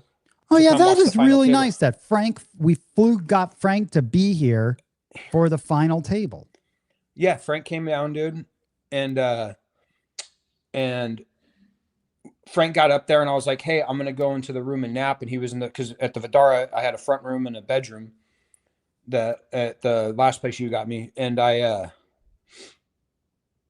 And so I'm looking at the thing and they're saying that the thing is supposed to start at a certain time. And I'm like, I could have swore they said 1 o'clock, or it starts at noon, but the stream starts at 1. And so I called Poker Go because they were the ones streaming, in charge of all the streaming. And it was like their customer service. And they're like, we don't know anything about this. And I'm like, do you know anybody on production that you guys can call though? Because I want to find out. I'm playing there today, and I'm getting 2 different. That was the thing, is I was getting 2 different times on public. One publication had it at this time, and another publication had it this time. Yeah. And so, me and Frank are bullshitting for a minute, and I'm finally like, Frank, I'm going to go lay down. And then I got a call back from the person at customer service at Poker Go, and they're like, hey man, I'm sorry, but it started like 40 minutes ago or whatever he said. And I was like, God damn it, dude. So, me and Frank walked down, and my car was valeted, and it seemed like the longest time it ever took for me to get my car from valet. Yeah. And then we got over there and it hadn't started. So I could have napped in the room. Yeah. Frank went and wandered off. I think maybe got some food or something. And I ended up laying down in the hallway and just fucking not napping, but just laying there. But so my point being is I thought, oh no, the whole day starting off with like bad juju. You know what I mean? Like fuck juju kind of a deal, dude. And I was tired as fuck. It had been 3 straight days up until that point of, and like after you finish a day, after I finish a day, I'm still pretty wired, and I'm not like, I go home and go right to sleep. You know what I mean? So anyway, whatever. You and I have played some really cool, I was over at Palms meeting with them for something that's going to happen next year. Right. And so I was meeting with their head of marketing and the table games manager. And dude, there's a whole area, like a restaurant, right, that they could have events in, that reminded me of when you and I were going and playing these weird random poker rooms. And like before Venetian had a poker room, before it even had the poker room before this poker room, we actually played a tournament in a restaurant area. It was a bounty tournament. It was cool, man. You did really well in that tournament too. I took second. I don't know if you remember, because I had won I think I had 1,300 in bounties, and I think I got 2,500 or something like that for second or whatever it was. I don't remember. I don't know. So bounty tournaments, for people that aren't aware, it's like you get money for every time you knock out a person, but that money comes out of the prize pool. So it's kind of deceiving because then the prize pool gets really limited. So first place isn't going to be a lot of money. Second place isn't going to be a lot of money because they've taken so much money out of the prize pool to pay $100 or whatever the bounty is for every person that gets knocked out. But I remember, so I was heads up with a lady, and I just said, do you want to win the tournament? And she said, yeah. I said, fine, you won the tournament. And then we just chopped it right there, and she got first place and I got second place. And I don't remember if we split the money or how we did it, but I remember having $3,700 or something like that and fucking being like, fuck yeah. Dude. Hey, so Courtney, we've spanned, we've played everything all the way to the very top. So winning this bracelet, dude, how has it changed you? Do you feel I feel like that's every poker person like player's dream. You've achieved. Like if there was a craps like World Series, whatever, that would be like something that every craps player would want. I mean, it really hasn't changed you much. You haven't even increased your play. You're still like, decreased you really my play don't for a play. while. You don't really play much at all, dude, at all. Yeah. Anyway, it's like, I feel like you should be playing more. I don't know why you're not, but you should be playing more because I feel like you do well. You're just one of those guys that has you know how there's people in the poker community that just naturally seem like they're just, they have something, whatever it is. There's a luck factor, but you've got Absolutely. like that, like a charmed factor, whereas some people are always losing.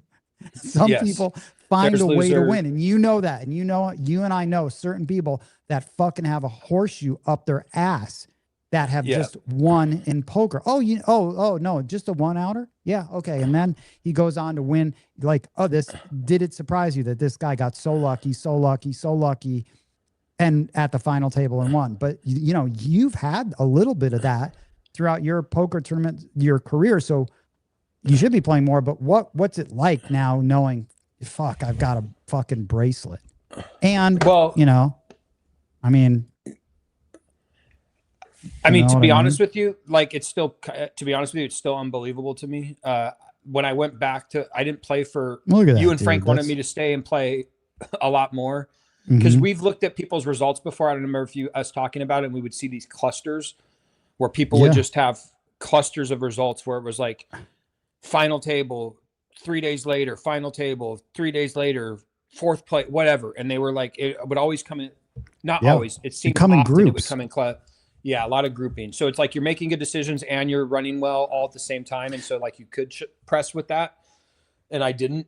I left. That's smart. No, nothing wrong with that. Taking the money and leaving, man. Well, but then I felt unmotivated. I'm not going to lie. It's like, I just did that. I just won a pretty significant amount of money. I'm not going to be able to top that. That's a massive amount of money. Yeah. So to top that, after that, it's like, it just seemed like going there and then winning $20,000 after that, which I would be very happy to win $20,000. Don't get me wrong. It didn't feel like it wasn't motivating enough. Well, that's why I mean? That's why I feel like sometimes playing events like this, like the WSOP for me, would raise my level of like competitiveness and play. Absolutely. I was playing WSOP events and encouraging you to play those, but those would raise my level of just competition wise. I need that. I was coming with you and without you. I was coming to Vegas in summers and not playing any WSOP events. I did that. Sorry. I was playing like Golden Nugget or Venetian, mostly Venetian. Like I was intimidated, to be honest with you. Like I was intimidated by like playing at in that particular brand of tournaments. Just, I thought this is where all the good players are. And you were talking earlier a little bit about like LA, and it's like, and I got into a conversation with a girl who used to live here who plays, I don't know if she's like a poker influencer or whatever the fuck she does, but I was at a table with her at the Wynn in the end of last year. And I was like, oh, you're from Orange County. I asked her, she said Orange County. And I said, oh, do you think poker's better here or harder here or in LA? And she said Vegas by far. And I was like, I don't think so, dude. Like when you go to play a tournament on Tuesday in Los Angeles, you're playing with people that fucking play poker. That's why they're there on Tuesday afternoon playing a tournament. Do you know what I mean? And she's like, well, all the pros live here. And I said, yeah, they live here because it's softer. That's why they live here. Yeah. Like it's tougher to grind out as like at Ari. I know a bunch of cash players here, and Ari's tough. Different. I mean, if you're trying to, it's a different. I'm talking about tournaments. Oh yeah. Yes, dude. I'm talking about tournaments, especially So to my point was like the thing I was intimidated by, but what the majority of the field in the WSOP are people that are really good in their home game. Tournament, which is 15-minute level, sit and go, blah, blah, blah. It's a different game. Same rules, different game. So you're facing more of these people who don't have a lot of tournament experience. I'm lucky that I've lived in Los Angeles and played here where I have more exposure to real tournament style poker. Yep. Period. That's it. Do you know what I mean? And so when I go to Vegas, when I was there in December, I was there in whatever at the end of last year, and I'm playing at win, it's still, you're playing a majority of these people who come from wherever they come from, somewhere that's not Los Angeles and somewhere that's not Las Vegas. And they don't have real exposure. Like some of these casinos, like in the Midwest or wherever, they get like 1 or 2 series a year where a tournament's closer to a real tournament, the structure. Yeah.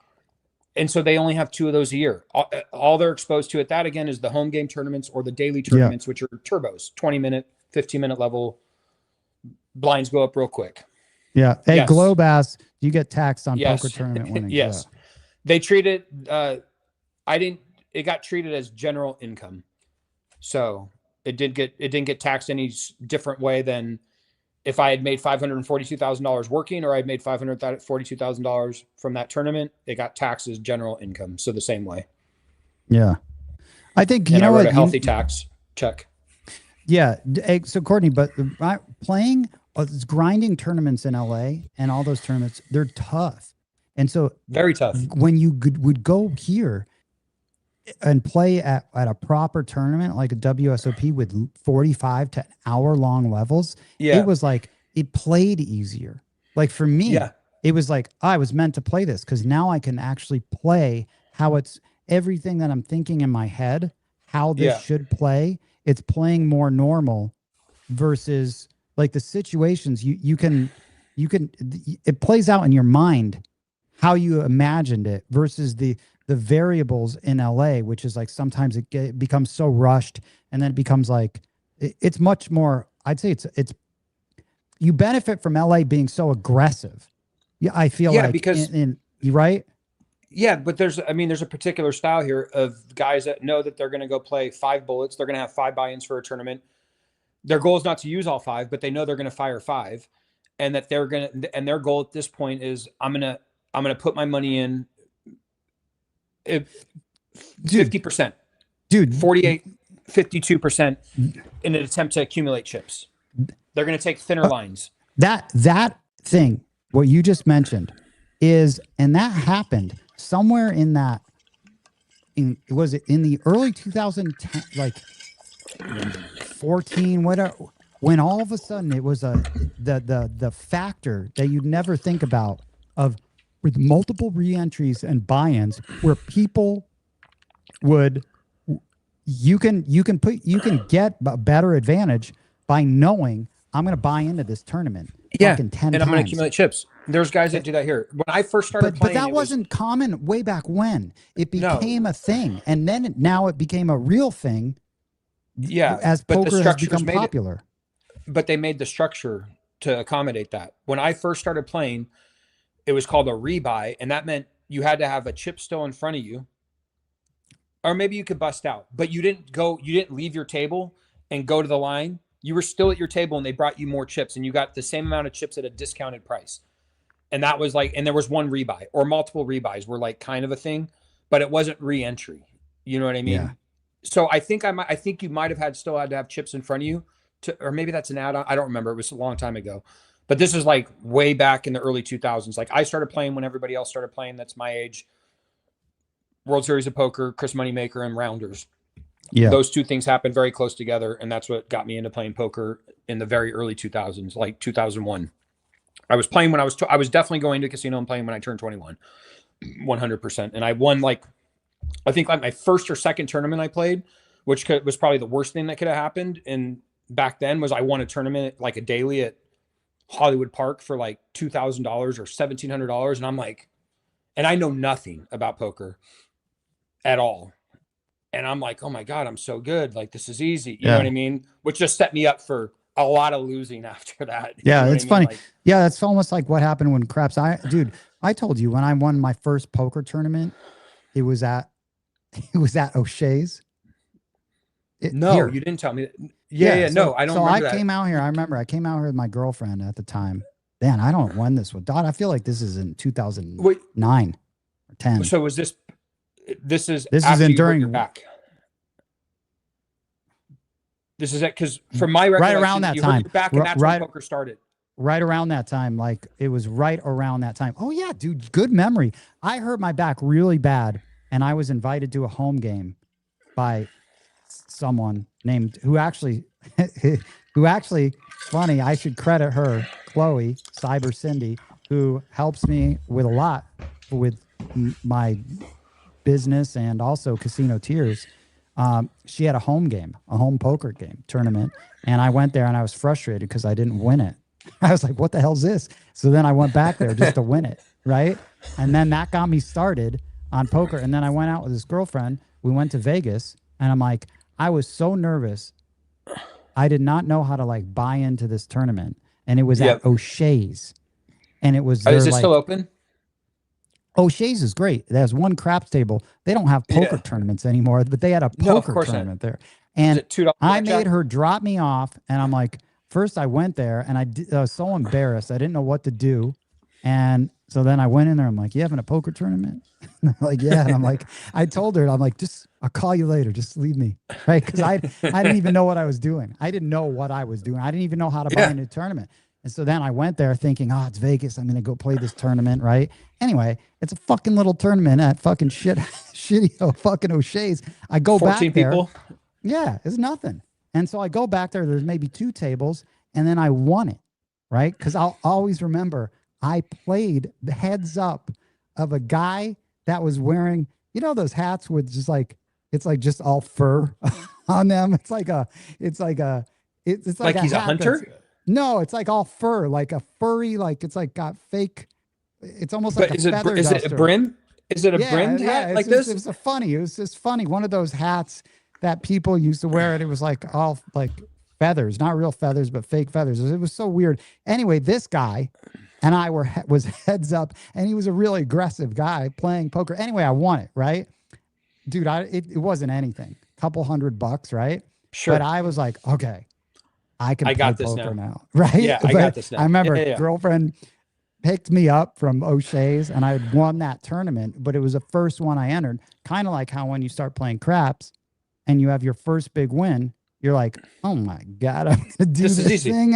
I'm gonna be a pro. I got this. I'm gonna win so much money. It's so easy. Did you take her to dinner with the $200 or $200 you won? I don't know what happened. That was back in the day when I had no money and and I would be like, oh, let's walk. Oh, it's right here. It's right next door. Let's walk to the next casino when it's like 2 miles. You know what I mean? It's right next door. We all make that mistake. You know? Well, people think they can walk the strip like we'll just take a walk on the strip. But unless it's like 4 in the morning, you're leaving a strip club and you're coked out. I don't think like walking the strip is an ideal situation. So Courtney, so as far as poker goes, what are you playing?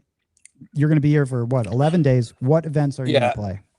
I get there on the 4th. I'm going to play. Frank's getting there on the 4th also. I'm going to play the Monster Stack, which is a $1,500 event. And then there's like some contingent plans. There's like a $500 freeze out there, which means no re-entry. Which is cool. Level. I like those freeze outs. I think freeze outs are great because what changes the dynamic. The dynamic now becomes we just talked about. Chips. Yep. These are your chips. And you only get them once. You only get them once. I think there's one. Oh no, there's no reentry. It's a freeze out. That's it. One and done. I'm obviously going to play the Colossus again. So this is where it's kind of cool and it's kind of not cool. So like, I don't know for people that aren't, so the World Series has now started like an app to register and everything. And it shows you at their table and dude, awesome. Isn't it? Isn't how the World Series has. Yeah, it's awesome in that sense. But now every time I sit at a table, everybody's going to know I won a bracelet last year. So that's going to affect how either they're going to come after me. No, it does. I feel like you're going to get so much credit for hands. We'll see what happens. But I think there's always going to be the guy at the table is like, I want to take that guy down. Do you know what I mean? Like, and we've talked about this where like, I used to be an asshole at the table and I've stopped being an asshole at the table and I'm actually friendly at the table. Yeah. And I think people stop coming after you when you're friendly at the table. Like if I'm nice, then it's like they fold more often when I'm bluffing. Do you know what I mean? Versus when I was an asshole at the table, people wanted to bust me out. Oh yeah, dude. That's a thing for sure. You get it, dude. too. You remember you that time at Hollywood? There was a time, and Kevin Larson, love the convo. Thank you. There was a time at Hollywood Park when you were like drugged out of your mind. I think I'm playing in the same tournament. Was there and a then boxing? Was there a boxing ring in the middle of the thing? Yeah. All of a sudden, you're like, your shirt is off, and you're threatening to fucking fight someone. Dude, comedy with you for so long. The Hollywood Park, a big tournament. Your shirt is off. Hundreds of people. I think hundreds of people trying to get into a fight. Yes, hundreds of. I was people. I was down to a wife beater. I was wearing a t-shirt, a long sleeve, and a hoodie. My God. And I'm saying nothing to anybody. Mm-hmm. And I keep winning pots, and this guy throws his fucking cards in my face, and he's bigger than me. Mm-hmm. And so I stood up and I was like, but here's the deal. I'm not going to lie. Once I saw, even though he was bigger than me, once I saw he kind of like got a little scared, that's when I got more bravado and more tough. And I was just like, and then all the layers came off. Well, because there was a boxing ring because they were having fights there, and I said, "We can go in there right now, motherfucker," or whatever the fuck. Dude, I was just like putting my head down, like, oh, I know this guy. So Globe asks, "What's your favorite poker tournament format?" Well, I mean, longer levels for sure, and most events now you're starting with 100 to 200 big blind, 200 big blinds. I like to late register a lot, which I know Frank does too. Me and Frank were talking about, he's already talking about coming late in the monster stack and still starting with like 60 big blinds. Yeah. So I don't know what my strategy is going to be for that one yet, but I think when I wake up and I feel like playing, I'm going to go. I love, man, hour long levels is just the best. It's the best. Like I wish I was playing this year. I'm not. I'm just going to focus on a lot of crap stuff that I have to get done. But man, it is so enjoyable. And making yourself available to come down to watch me and Frank if one of us are at final Hell table. yeah, dude. Those are the best walks over there to go watch, to go watch you guys, and we'll go out to eat. But I'd like to. I don't know. I mean, maybe. It just depends. I feel like you have to really be in that mindset to. You should play if you're going to play. Correct. But if you're going to play, you should. I'm not trying to be funny. You should give the seniors, whatever seniors event you qualify for, you should be playing that. Yeah. I mean, those are great levels. What does the DP player mean? Don't player. Don't player is like they go against the table. And when you're playing craps, shout out to Ripper for that comment. It's someone who's like anti-table, and usually people don't like that person because they're betting against the table. So it'd be very similar to that. The asshole at the table. People want to bust him. Yeah, and he's being arrogant and he's being whatever, and people go and I'll know. I won't speak for everybody. I know I go after them, and I know when I was the asshole at the table, I know people were coming after me. I know 100% for a fact. Oh yeah, you know totally. I mean? But if you're enjoyable to be around, no one cares anymore, and no one's like, you're making people laugh and you're making fun of yourself and kind of making fun of other people, but in a friendly way, and you know what I mean. So yeah, and I don't know if the WSOP is necessarily soft. I mean, some fields are. I don't There's think a lot the of field landmines is soft anymore. I mean, I think you could figure out who the. It depends. There's a lot of different types of players that are playing. 100%. But I'm saying there's going to be a much higher. If you go play win in the summer, I think Frank will agree with me, you're not going to get many casual-ish players. The WSOP, because of it's the brand itself, and again, you don't see it on ESPN anymore, but especially when you're seeing on ESPN or whatever, the brand itself, and it's like going to be back on ESPN. Oh, this year for the final table, or for the whole? No, for the whole thing. Stapes left Poker Stars, and he's going to be on. He got hired by ESPN. That's cool, right? Good for him. Yeah, he was wearing a fucking Casino Tears shirt when he was on his Instagram post. That's awesome, right? Yeah. But my point being is these lower buy-in events like the $500 event that I won and the $1,500 event, everything that's not a $10,000 championship event, or they have these high roller events that are $25,000, $100,000, $200K or whatever. But these $500, $1,500 events that people, and they get to value, play a World Series of Poker event, but that's going to attract more casual players. Do you know what I mean? And the more popular poker is, the more it's going to attract. You're not going to get that same type of player paying a $1,600 event at the Win. True. You're going to get, They don't get a hoodie that says Win Summer Series, but they get the WSOP whatever. You know what I mean? Yeah. So Oh. those sub buy-ins, those sub grand buy-ins, all those tournaments are going to be great to play, dude. Yeah, but They're there's great. landmines because it's. Yeah. But there's a lot of variance because What do you're you think facing of just about- KK? I don't know who this is. No, you know who this is. No, So, I mean I don't know who the KK is. The handle. Oh, I don't. so Yeah. hopefully, Yeah. it's What do not you think of Martin. that? I doubt it because he spelled it wrong. Well, I don't know if you remember. So when I was heads up, he was in the same room and he was being loud and obnoxious. Yeah, and I remember that. And I was like, "Can I go over and tell him to shut the fuck up?" Because he was now affecting. He was playing his own tournament, and Yeah. I get that's part of his thing. But now he was affecting a different tournament, which again, I shouldn't be tilting off of this guy that has nothing to do with me. But I had just lost a few pots heads up, and I felt that's the only time I kind of felt it slipping away. Courtney, And are you this guy's intimidated? fucking over there talking shit? See, it's funny as you get, whatever, as you get older and as you play at certain tables. I mean, we've all played with a certain amount of pros and busted pros. And by the way, what you said, having a bracelet, like when I was in Michigan and played that Michigan Poker Open and went up there, Yeah. like I got Joe such Catta? glee out of busting fucking Joe Catta out. You know what I mean? It was But that's my point. But I was just waiting for him to like do it. But it's like it was And more, they're just waiting. yeah. Yeah. So I think was when like, someone oh sits my down and they God, see me, they're going to be waiting.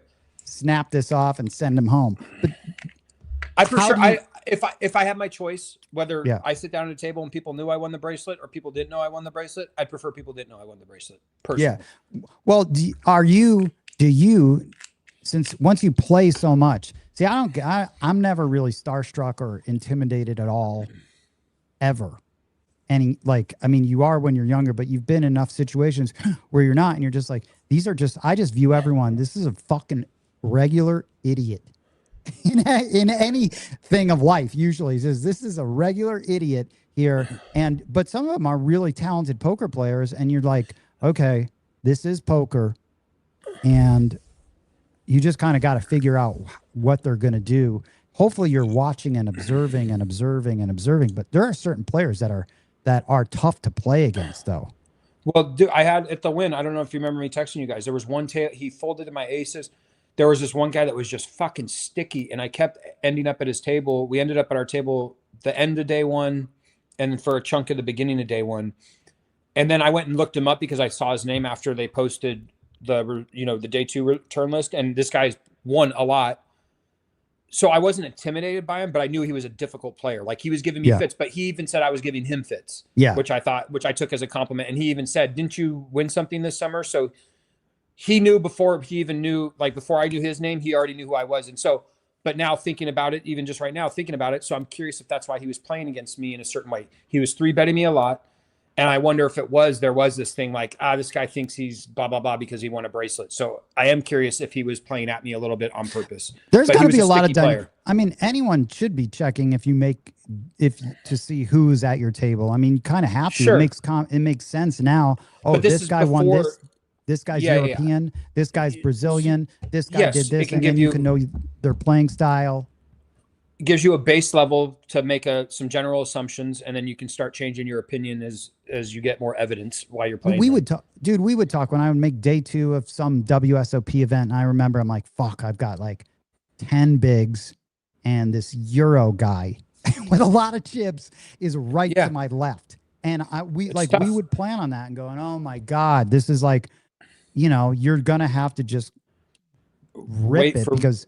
Yeah, and rip it when you have something that's semi-decent or decent, you know what I mean? And know that you're going to be getting called light, though, a majority of the time. Yeah. No, you're going to be, I think having friends that you can talk poker hands with is so important to you becoming a better poker player and going through hands and situations, because, I mean, man, and sometimes you're just fucked with your stack size, your position, and you're just handcuffed. Thank God there are at least hour levels that you can actually gives you at least a shot in picking up a hand that's better, that you at least don't feel bad about shoving with, Sure, but that's my point. But when you look at some of the stuff, like, I'm not going to say like I'm super familiar with all the equities and the charts and all the good stuff, but when I started looking at some of the odds, like getting some of the hands in, you're not as bad as you really think you are. And so it's like Queen 10 suited isn't a bad hand to shove with. Right. Where some people are like, I have to wait for Ace King or whatever it is. Like, I don't want to get too much into. No, but dude, I would poker feel talk, so. but- I would feel like I'm happy. I've got 9-10 suited going in. I'm happy. I'm good. Yeah, that's with not a this bad hand, hand to get it. You know, it's not a good. You know, like the only thing that has you really in bad shape is ace 9 or ace 10. Yeah. You know what I mean? Or pocket tens, pocket jack. You know those overpairs right there. But Yeah. any of the like queen. You know. Anyway, I don't want to get And into it. the X-Man says, I'm definitely one of those casual players, i.e. landmines. Hopefully we'll get to meet up with you at the Colossus in a couple weeks. Now, Courtney, are you playing the Colossus? Have to 100%. Oh, dude, that's in the middle of the trip. Yeah, I planned the Dude. trip around. I'm gonna play. You got to defend the title, dude. What's Right? this guy's real name? Do we know PNW's real name? His is name's X-Man? X-Man. Hey, X-Man, I'm also one of those landmines. Don't worry, dude. Dude, you'll meet X-Man. I'll make sure. Maybe I'll go play that event. Dude, when is it? It's a Colossus? I'll go play just to hang out. I'll tell you right now. Globe, how often do the two of you play poker against each other, and who usually wins? We never play poker against each other ever, except I don't know. The last time we've been at a table was probably at a tournament, a home game, right? That would be it. Yeah. And it would probably been like Heath's or something like that. And we've been at the same table, and we've probably been at the same table playing cash at like Lewis's. Yeah, but that was it. But we would rarely, if it was cash, we would not go. We would definitely not be playing against Colossus each other. is 6'10", 6'11", 6'12". Craftsmaster Journey. I don't know who this is for. What business do you own? I own an advertising agency, a couple of them. I own no business. And well, Courtney, you have a very interesting story because you've worked in the film business pretty much. Yeah, for most of my life at this point, almost most of my life. Can we say what you did? Yeah, worked on fucking Grey's Anatomy. Can I say that? That was, I don't care. That was the first show I worked on. It was Grey's Anatomy in 2004. But that's when I moved down. I'm from Stockton originally, which is in like central Northern California, just south of Sacramento. And I moved down here in 1999. I was what you could call a at-risk youth of some sort. And so I have family down here that work in the business, and somebody got me a job, and my parents told me I was moving to LA. What do you mean at risk? What, you mean fuck up? Yeah, I was doing so. I like to say if I was still in Stockton, I would be riding around on like a mountain bike or BMM bikes with no t-shirt and a backpack. Oh man, dude. Don't go back. Good, dude. Don't go with back. like a weed whacker, carrying someone's weed whacker. Oh my God, dude. X-Man be 1C playing on Friday. 1C. And then the Stockton slap, dude. That's right. Diaz, right? Absolutely. I know. Absolutely. That's awesome. Ripper. Unfortunate fight last week. Okay, so that's that. You know what? I might play that. If be a reunion. If Frank's gonna Frank's be playing here, it. Oh, dude, might as well. I think go Frank's play there that. 4th through the 18th. I think Frank's is there. My poker playing. I think I played. I think I played 2 tournaments, 3 maybe max last year. I think 3, if that. Yeah. I think, and then the couple of years before that, we all went Maybe down and 2. played when Orleans started having tournaments. Oh, dude, that's where right. the fucking Team Motivate, dude. Team Bate that is hilarious. The Orleans had that's a good practice tournament to go to, at like a practice spot to go and play before a WSOP. It's really good. They have good structures, and they were getting pretty big fields in the listen, I got a little announcement. Jobless DGen from Calgary says, just got to Ellis Island. Bump John is playing craps. Yeah, it's a little sighting. There's a lot of people in town. So hopefully you're in the chat catching it. I told Matt Hatter, by the way, I'll do this next time for sure. I want to just start posting all these pictures that I get from people. And they're I'll do that next week. Can you see? Oh yeah, that's right. Yeah, that's our chat. That's our chat group. That's the guy that won an Orleans event. That he was at my table when I busted out. He ended up winning, but his hat said Motivate. So it's become our chat group. Yeah, our chat group is amazing, dude. It is absolutely. Well, You know what I was going to put up on the TV originally was a picture of our girl in Casino Tears gear, but I didn't know if that was going to be too inappropriate, so I left it. Oh, dude, check this out. This is a great. Do you have a handle, KK? A craps handle? Do you get appearance money to defend your? You should, dude. They should get buy nothing. You should immediately be bought into that tournament to defend it. The $500 tournament. They should give you the $500 to get it. Yeah, they should. 100%. Like everyone wants to. Or does anyone get a prize for busting the champ out? They get nothing. They get a story to tell about. They, I don't know if they still do it. They used to do. I think they used to do for the main event. If you were the bubble boy or bubble girl, I think you would get an entry into the next year's tournament. Yeah. So total, how many? This is Table Maker.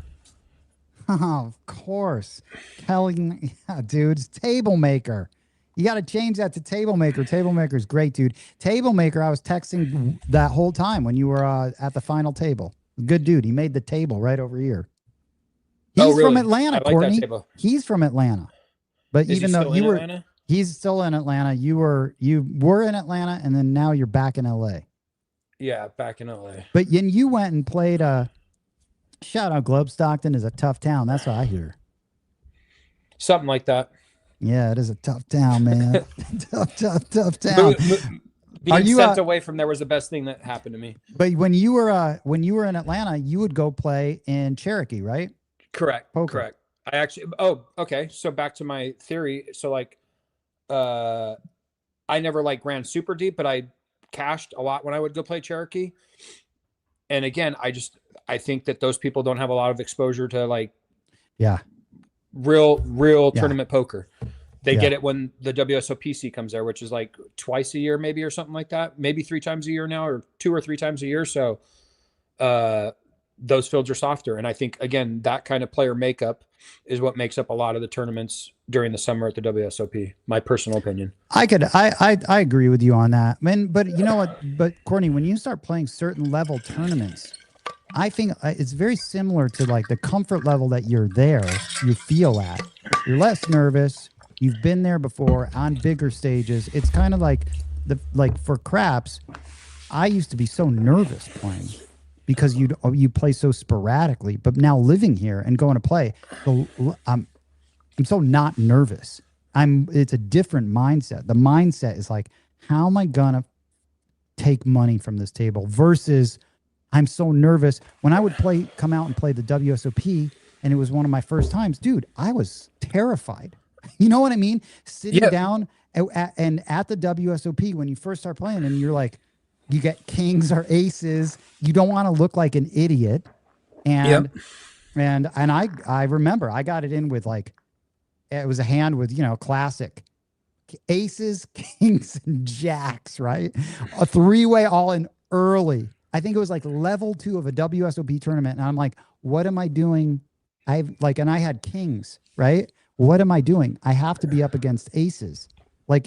And yet we're playing where all the chips are getting piled in when it's so stupid because it's so early. And I ended up walking home and losing. And I was so embarrassed losing like an hour-long level tournament in the second level. I'm like, I knew this guy has to have aces because it was like raise, re-raise, it just went like that. And you're like, okay. Yeah. But I mean, do you fold? Like you should fold, but yet is anyone ever going to fold kings? Well, again, there's like 2 ways, like you're talking about. If you're looking at the bigger picture, but it's also like that guy could be doing the same. There's players that are going to do the same kind of raising with queens and ace queen and ace king. And so, I mean, but sometimes given the type of player, if it's like your recreational player, they're not doing that. If he's just slightly old, if he's slightly older than you, he's not doing They're doing that with aces. It's playing face up. And then I remember leaving going, I was embarrassed. That was the one time I was embarrassed. Like I should have known better. He wasn't making a move. It was obvious. No, but he's not making a move. Kings. Sure. Yeah, but he's not making a move, but he's also not making a move if he has queens, if he has ace king, if he has ace queen. He's also not making a move. Do you know what I mean? Yeah. He's just not. We just know he's not doing that with fucking 6'7". Yeah. Yeah. I mean, that's what you get to see on TV. And a lot of times that doesn't come into play until later. I feel like a lot later on in tournaments when people have chips and you kind of figure out the guys that are playing that way. But I feel like you can get a good read on how people are playing. Well, what you said at the WSW, sometimes it plays, I'd say not straightforward, but pretty straightforward, right? It can play, which means that I should be playing pretty straightforward. Yeah. Do you know what I mean? Like I don't need people that aren't bluffing. I also can't bluff. Do you know what I mean? Like they're not going to recognize what I'm trying to do or what anybody's trying to do. You know what I mean? So like you're trying to run this intricate bluff or represent something and it's just not, they're not. Yeah. When you're running, I just ran ignorance is bliss. 3-barrel bluff. And yeah, it was, sometimes you can outplay yourself and sometimes it does play face up. Yeah, but that's what I think also part of being a good player, like I won't say a good player, trying to be a good player is like knowing, oh, I can't play that type of poker against this type of person. I had a question for you real quick. So so I know what makes me play more straightforward or what intimidates me and makes me play tighter and I would say better is the bigger the buy-in. Yeah. Hell yeah. And does that relate to you guys with like the craps? Like, so your comfort level with whatever you're going to lose, as that increases, like I told you, like I went and played that 5-5 game that we thought was a smaller game. And then that gave me confidence because I was always afraid of the 5-5 game. And then I got okay at this point, like losing $1,000 or winning $1,000 I became indifferent to it. And so it's like, if I go play, like last year when I came back, I don't play $3,000 tournaments. I just don't play it. I don't care how much money I have, but those are just not events I'm playing. And I came back and I played a $3,000 event last year after that tournament. And I definitely was playing scared and tight and like, cause the buy-in, I play a little, the only time I play a little scared and tight and it has nothing to do with other people ever at a craps table is when I'm specifically playing big. And when I say big, meaning I have like right now, like for example, when I go play, I'm going to be on my, it's going to be, I mean, I'll be comfortable doing it, but I'm going to have those butterflies because I'm playing big odds, $300 pass line, full odds is going to be like $1,500 behind there. And that's like that level of like, when you've got like, when I've got more than 1,000, 2,000, 3,000 out on a hand, you have to be playing ideally your most level-headed, strongest game of craps. That's the only time. That's like the times when but you've put yourself in a position, or I've often said, it really relates to poker. When you've been in those situations, it's weird, isn't it, Courtney? When you go deep in a poker tournament and it's late, don't you feel like this weird comfort? I feel like you've been there all day and you just kind of know what's happening and you're so in tune to it. I feel so comfortable. Like I know how to play this situation. I know when to, put the chips in, when not to. And it's sort of, as a tournament goes on, I feel better. Same thing with craps. I've sort of had enough. I feel like I've had to practice deliberately to have big money behind so that I would become comfortable in those situations. And now I'm more comfortable. My point. I'm comfortable playing that way. But that is definitely, I was nervous when I first started doing it, but I'm not nervous ever with another person, with other people there. I'd rather just have myself there, to be honest with you, and maybe one other person. But you're going to play, like you're saying, if you had $150 on the table, and I'm not trying to talk about no. Money, I have a tendency to play sloppy, and that's why I don't. That's my point. It's almost like playing, Courtney, it's like playing small poker tournaments. When we would go play those $300 buy-in tournaments, you'd fucking be spewy, and you wouldn't play it as good as you play a $1,000 buy-in tournament when you couldn't rebuy. Yeah. Like when I first started playing $1,600 tournaments, I remember I was like, but I was locked in because it was like a significant, and I'm at $1,600 is still a significant amount of money for me.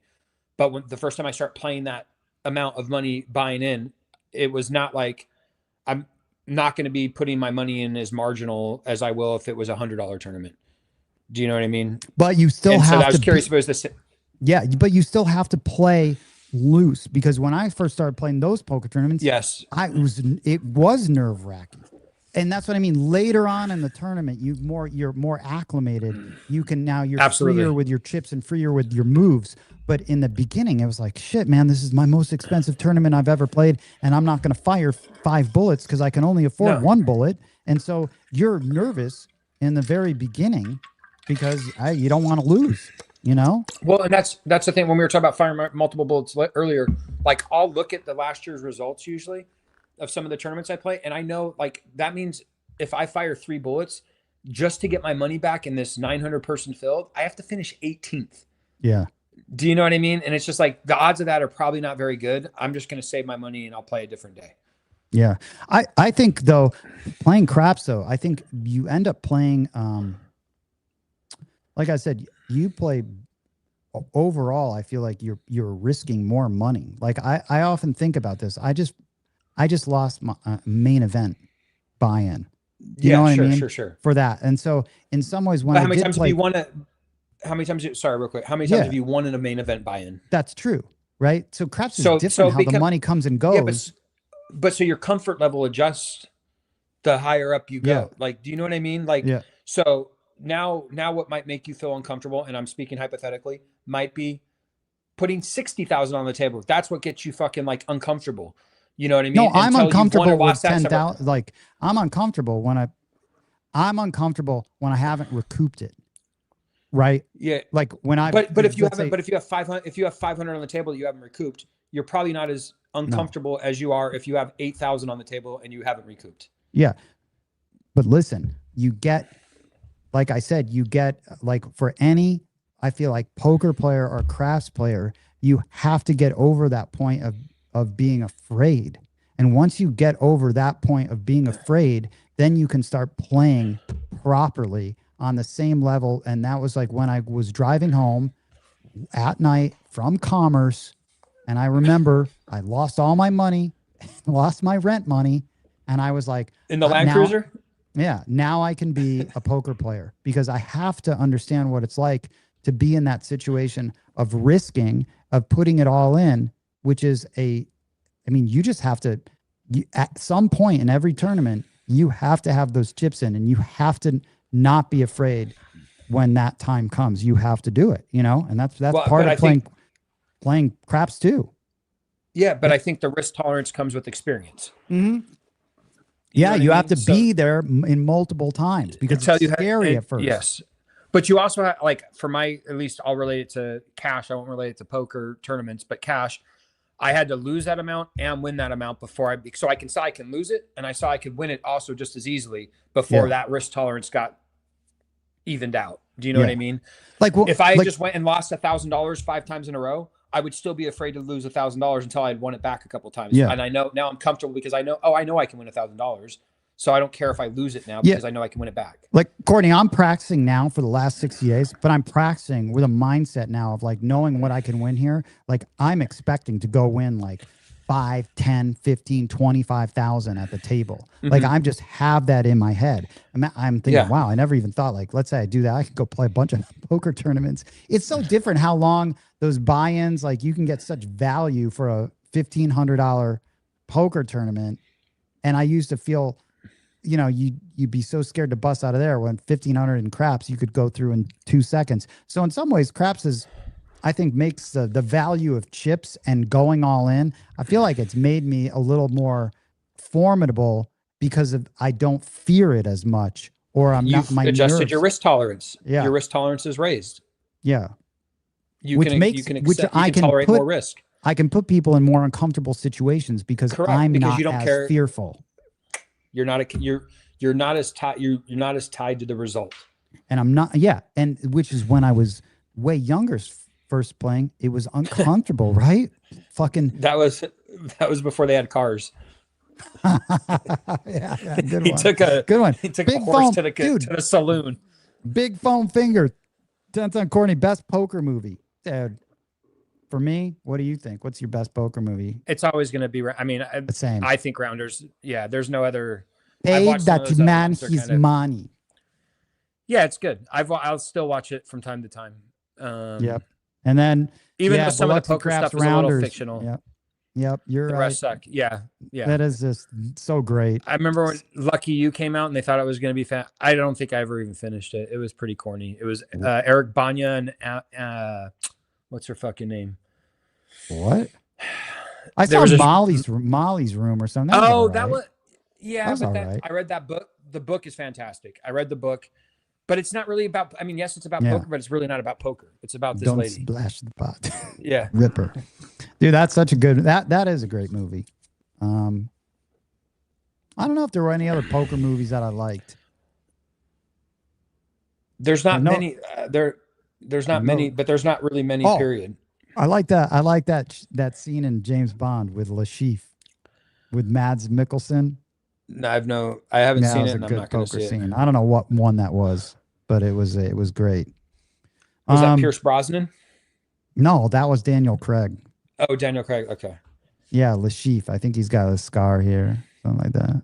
Sure, of course. He's a Bond. He's a Bond bad guy. Yeah, that was good. He played Hannibal. You know that guy, Mads Mikkelsen. No, you're not talking about the Hannibal on the Anthony TV show. Oh no. That was a good one. That was a good I work in TV. show. I don't watch TV. Man, I know.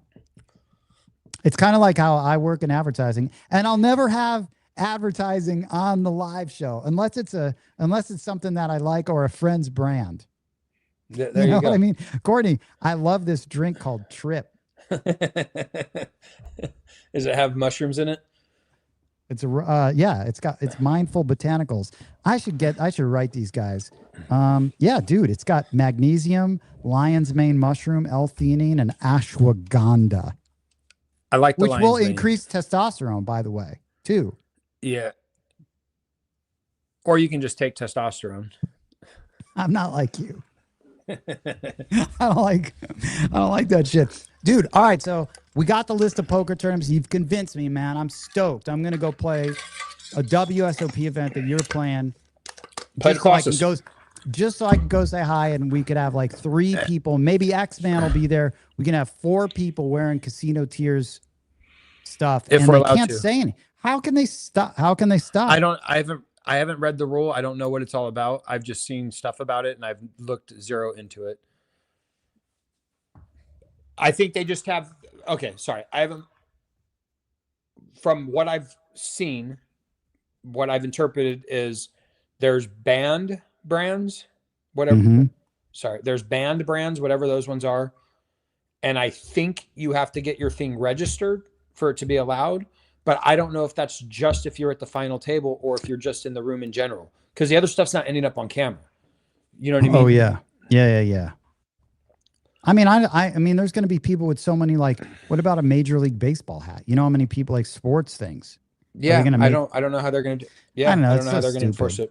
It's just stupid. But I mean, let's see. Ripper said, "Did you get sponsors after you won?" Dude, did anyone contact you after you won a bracelet? No. I don't. It's a big deal still, but I don't think it's like that. I think, had this been in the early 2000s, I think there would have been like, yeah, man, you could have been the next guy. What was that? You could have been the next most interesting man. You kind of look like that dude. And by the way, Courtney, I was at a party in LA with the most interesting man in the world from the Dos Equis thing. I remember being there, and they're like, "Oh, that's the most interesting man in the world from that commercial." And he was sitting there on the couch like he was a big deal. And he's a fucking commercial actor. Yeah. Did he look the same way? Yeah. What do you remember though? What you told me to make my picture? No. You don't look. Oh, you can't see it. Let me see. Ripper, man. I mean, X-Man, we got to get you that Casino Tears hoodie when you're playing, dude. Oh, did I tell you that to make the? Yeah, of course it makes sense.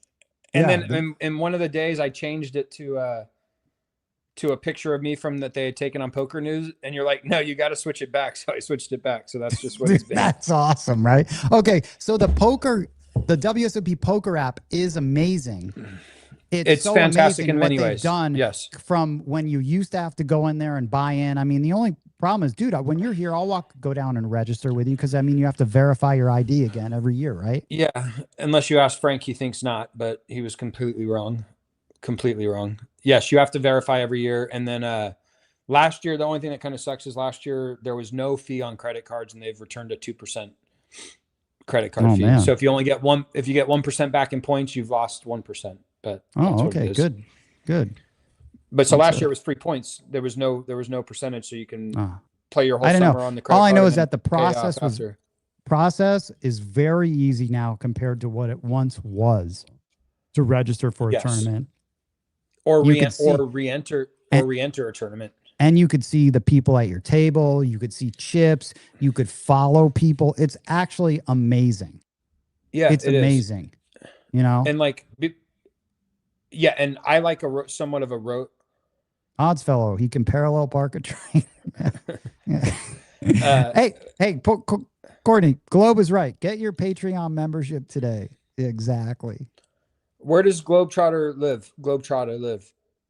You know what, Globe? Where do you live? Florida? Well, I don't know. It looks like he has the old UFC logo for his World Bet. Looks like the old UFC logo. I don't know, but let us know, Globe, where you happen to living. Yeah, I'm gonna look into that, dude. If we can have a lot of Casino Tears people in that room, might as well. Absolutely. Yeah. And I have a zip up hoodie when I get there.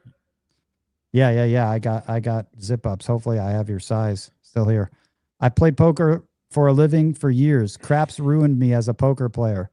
I find poker too slow and boring now. Biloxi Craps. It is. You have to somehow. Courtney has slowed down in his old age. You are a very calm person, dude. I can't believe that you are so calm. I'm more like anxious than you are now playing poker. I could usually just sit there and grind, and now I'm like, fuck this guy. Yeah, I try again.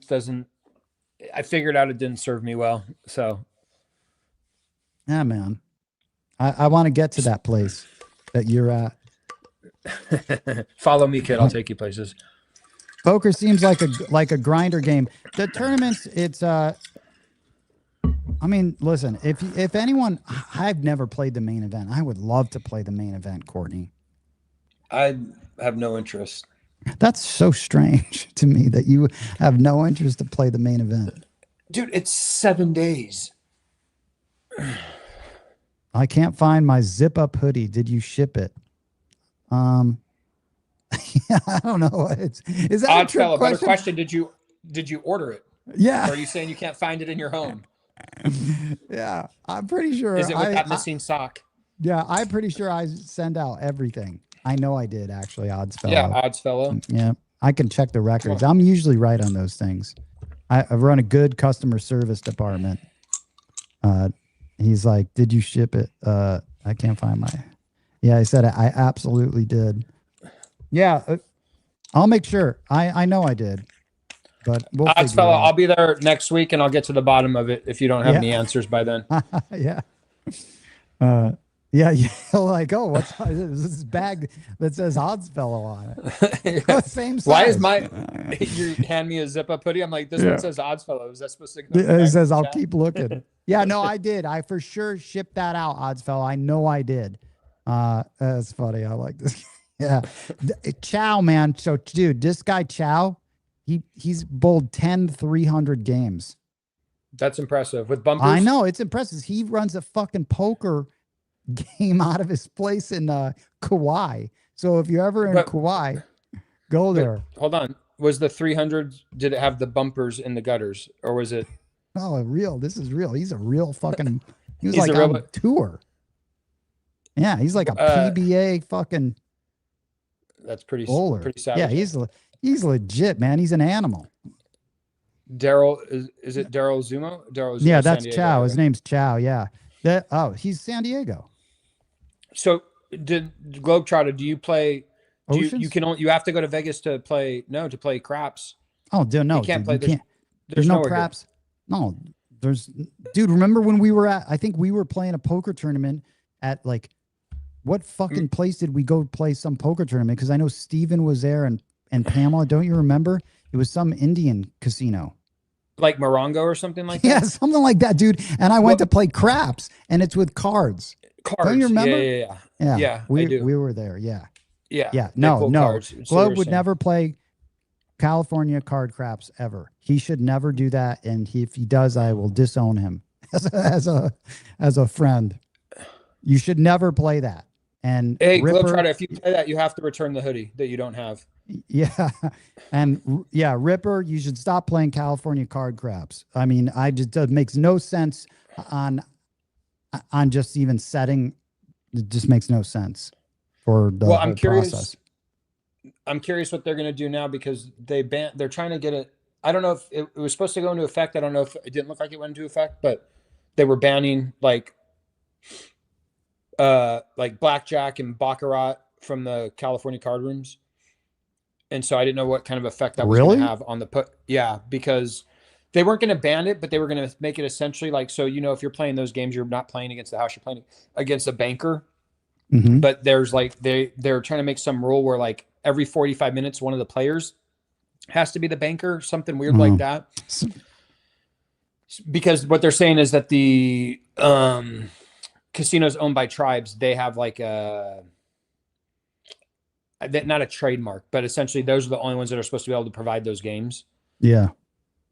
So, dude, how are the poker rooms out there? Have they gotten any? I mean, do you think that because you just played the what series did you play at Commerce? LA. I played the WSOPC, didn't cash, and I played the California Poker Championship, one bullet, and I didn't cash. Have they become nicer or like their tournament rooms or worse? No. So this is what just happened. So I went and played an event at Commerce, and it got nobody. I think it wasn't really? WPT? Dude, their $10,000, or they had their big main event buy-in. It had like 20 people. Really? Or something like a laughable amount. But Why? then I went to the bike. I don't know. I like there was a turnover at Commerce. One of their tournament directors left. And then so they had this horrible turnout for these events. But then I went to the bike to play some stuff, and the bike was in action, like it was like it normally was, like that ballroom in the back. Has their tournament area been still the same? It's that ballroom. It's the same. There's no. And then, but then when I went back to Commerce to play more recently, it seemed like the events were getting more people again. But there was a period. Is Hustler still? Hustler does no more tournaments. Yeah. Interesting. So I don't know if you know, but do you know what happened? So they decided. So as we were talking earlier, so the tournaments used to be like there'd be a series at Commerce, and then there'd be like 2 weeks off, and there'd be a series at Hustler, 2 weeks off. There'd be a series at Bike. Cool. And then Hollywood Park used to do. Then at 1 year in the summer when the Bicycle runs Legends, which has been a tournament for forever. many years, most of my life. Hustler tried to run a tournament at the same time, and they had a guarantee, and they didn't make the guarantee, and a bunch of people came back made day 2 already, and they canceled the tournament. Oh, and so after that, wow. And I think it coincided with Globetrotter saying a couple places to play legit craps and don't shuffle. Where, Globe? I did not know there. Yes. Where? On a corner? That's what we want to know, Globe. I don't know. That's funny. That's interesting. So Hustler stopped having tournaments, and I think it kind of coincided. They have a live stream cash game that they do. That got dude, popular. I started hating poker with that. Like, and that's what are your thoughts on that?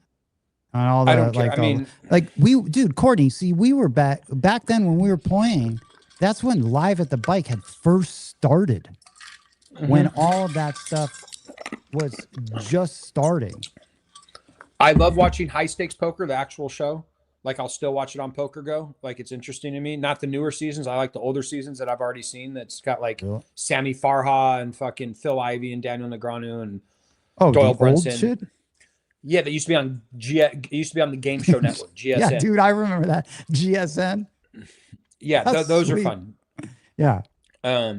I all only the stream stuff. I mean, I don't know, man, dude. I don't know what happened with Poker Go. Oh, I can't tell this story, but but with Poker Go, I liked the only reason I would watch that because I liked Nick Schulman's commentary. yes, absolutely. On Nick Schulman's his fantastic. color was great. Like him and Ali Najad are great.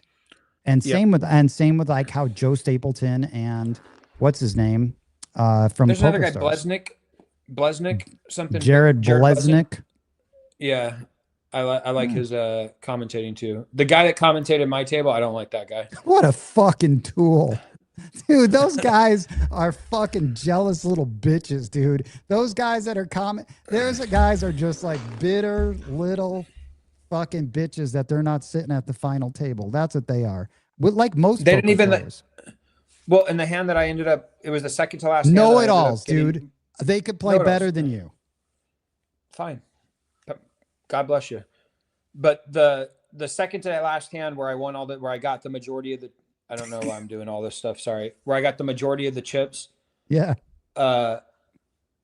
It was I think it was like 8-9-3. And then there was a 9 on the turn. And I went all in with kings.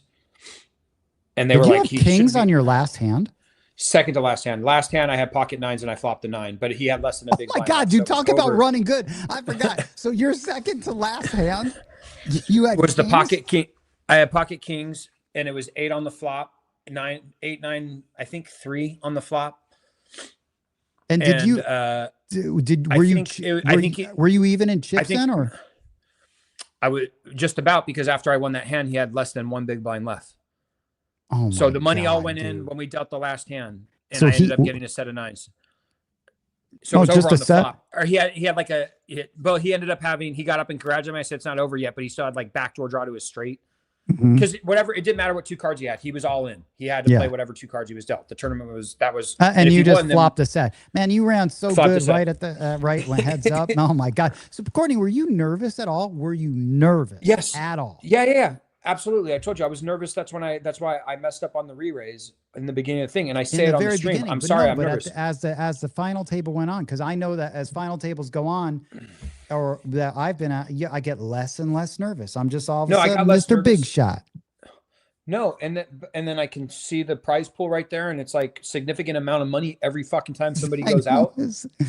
Dude, that was amazing. It's like, holy shit, he's gonna make this much. What the heck? He's gonna just make this much. The only time I got uneasy was I had lost a couple pots heads up where I had the lead, and then I lost the lead, and then I heard that fucking guy Martin in the background of the fucking thing, just whatever he does, and I got super annoyed at that point. Dude, Mile High Mike chiming in with the info, with the good data. 2 years ago, Pachanga and I don't know how you say this, Jamal. It's by San Diego. We're dealing legit craps, but other tribes ratted them out, so they had to switch back to cards. Wow, that's pretty sweet. I wonder how they even get away. How do you even get away with that in the first place? I don't know, but that's pretty sweet, man. It's of course they ratted them out, man. I like that he ratted it out. I know, right? You should use that word, ratted out, when talking about craps, right? What they should have all done was just start all dealing craps, not using cards, and then everybody would have been happy. Yeah. I always wished they had like craps in California, because I would have, played so much more and probably, developed quicker. Yeah, or you could have lost a lot more sooner and never wanted to play the game.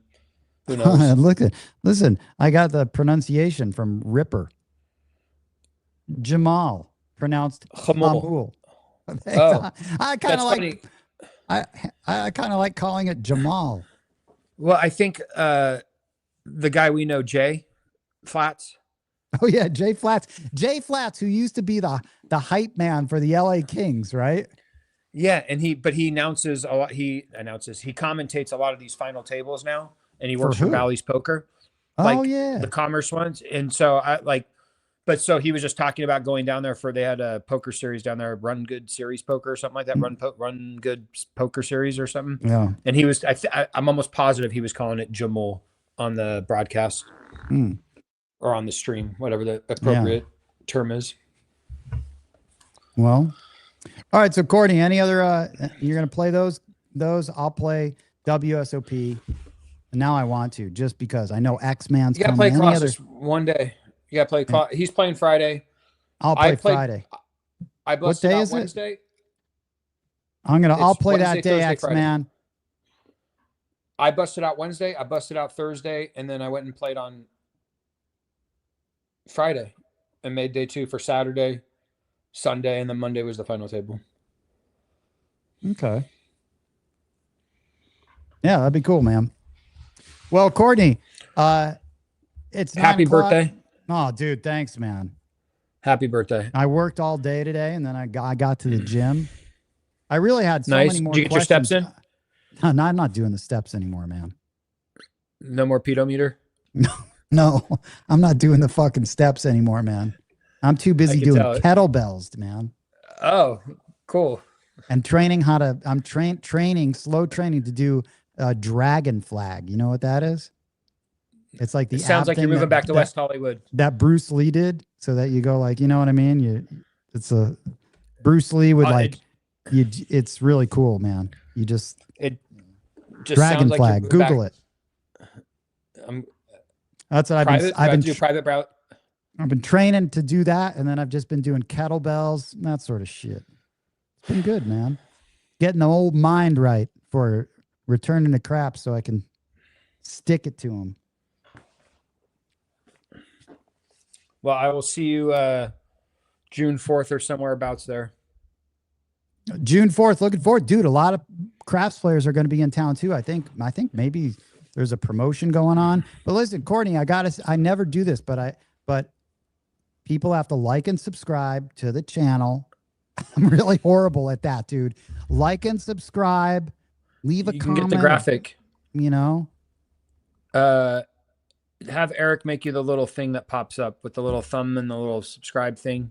Come on. Dude, he should have already had this. He probably does. ETG. He's probably got one in his back pocket. And I'm not doing it. I know it's somewhere on this thing. And yeah, I think we kept getting banned. Oh my God, dude. He made something for, oh, look at this.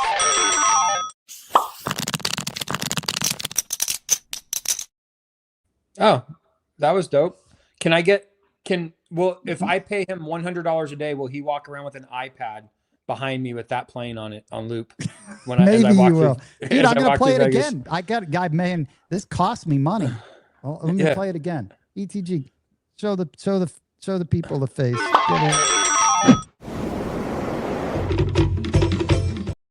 Wait, that was the wrong one. Hold on. Wrong one. Hold on. Here it is.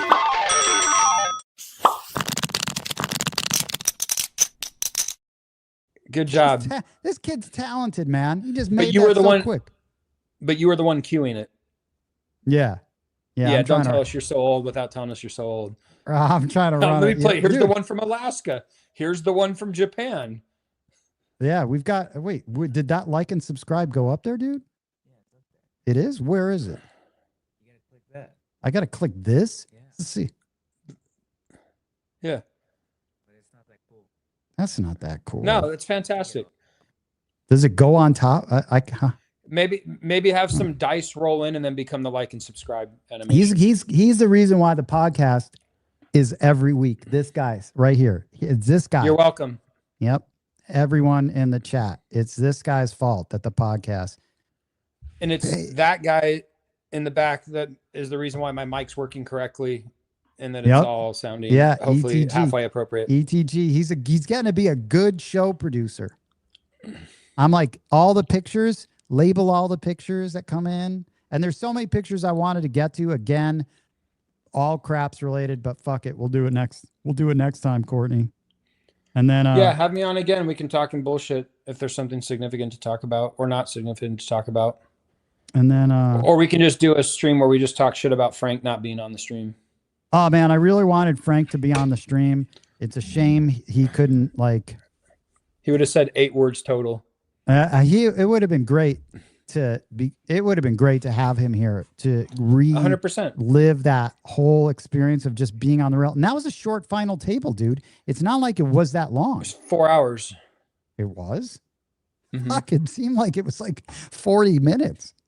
Well, by the time you got there, it was only 40 minutes. No, it was 4 No, hours. Yeah, it was 4 I hours. did not. No, I didn't get there that late, dude. I was there. There's still a full table. No one busted out. Yeah, it was 4 hours. I think day 3 was like 10 hours, and then days 1 and 2 were like 12 hours, not including breaks and dinner. I wish they would get rid of the dinner breaks. That was a grind, dude. It was. That was a hoping, grind. I hope you do it again this year, man. Yeah, day 2 would be nice. Start with just the day 2, but again, they changed some of that stuff. Some of the like the monster stack you can register on day 2 with like 20 or 30 big blinds or something like that. So. I feel really comfortable at playing a sub 20 big blind stack, a 15 big blind stack. I just feel comfortable. I like it too because I can be super aggressive. It's just I love putting it in. Dude, look at this guy, man. Easy E, late to the party. Looking forward to watching the recording. Man, Easy E, listen, it's all about poker, dude. Okay, nothing about craps. Craps content is very low. All about poker. WSOP champion right here. Courtney Williams. Courtenay with a. No one believes that you are a guy. Everyone's like, Courtenay, who's your black girlfriend? Black chair for yes. As a black girl on paper. Courtenay. Courtenay Williams and champ, dude. Nay. But I got to tell everyone in chat that's still here hanging out. This guy will be one of the only people that I could count on to be in a fight next to me. You would be the only person that I know if I was getting in a fight that you would still be there. Everyone else would be gone. You know, I could count on you to be there, right? 100%. Yeah. If you're getting in a fight, you're not getting in a fight. I'm going to be getting in the fight. It's not happening. Ciao. Go get him, Courtney. It's Courtenay. Okay, remember, he's actually a large black woman. Courtenay is how you spell his name. Courtenay, right? Yep. Williams common spelling. Yeah. And Williams in the classical way. Courtenay Williams. Oh, who names you that? I don't know, dude. ETG's cracking up. I think it was my mom, and then my dad chose, or one of them chose the spelling. I don't know. They also smoked a lot of pot and blah blah blah. Well, that explains it, right? Yeah, but boy named Sue, right? Oh yeah, dude, what a name! I don't think I would. I probably hate having the name Sue if I was younger, but then I would love it because you spell it. Yeah. Don't you spell it SOIUX or something? SOUIX? Oh, I just assumed it was SUE. What? The song? Am I wrong? I don't know. I thought you spell it like a boy named. Oh my God, you're right. A boy named Sue is SUE. I thought if I had a boy, I would name him like Sue Indian. Or no. Boy named Sue is. But the idea is that like you get this girl name and it makes you grow up as a tough guy. Oh yes, Sioux Falls, SIOUX. See, I'm just thinking cool. I'm just like I would name my kid Sue and spell it like that, like Sioux Falls. That'd be awesome. And then he'd hate it, and then he would love it. And that's someone that dated a girl with the last name Tequila might name their kid SIOUX. Yeah, that's true. All right. Yeah. Yep. A boy named Sue, a badass from Stockton. Right, Ripper. There it is. So, all right. Well, listen, Courtney, it's been a pleasure. We'll talk more. Thanks for having me on, dude.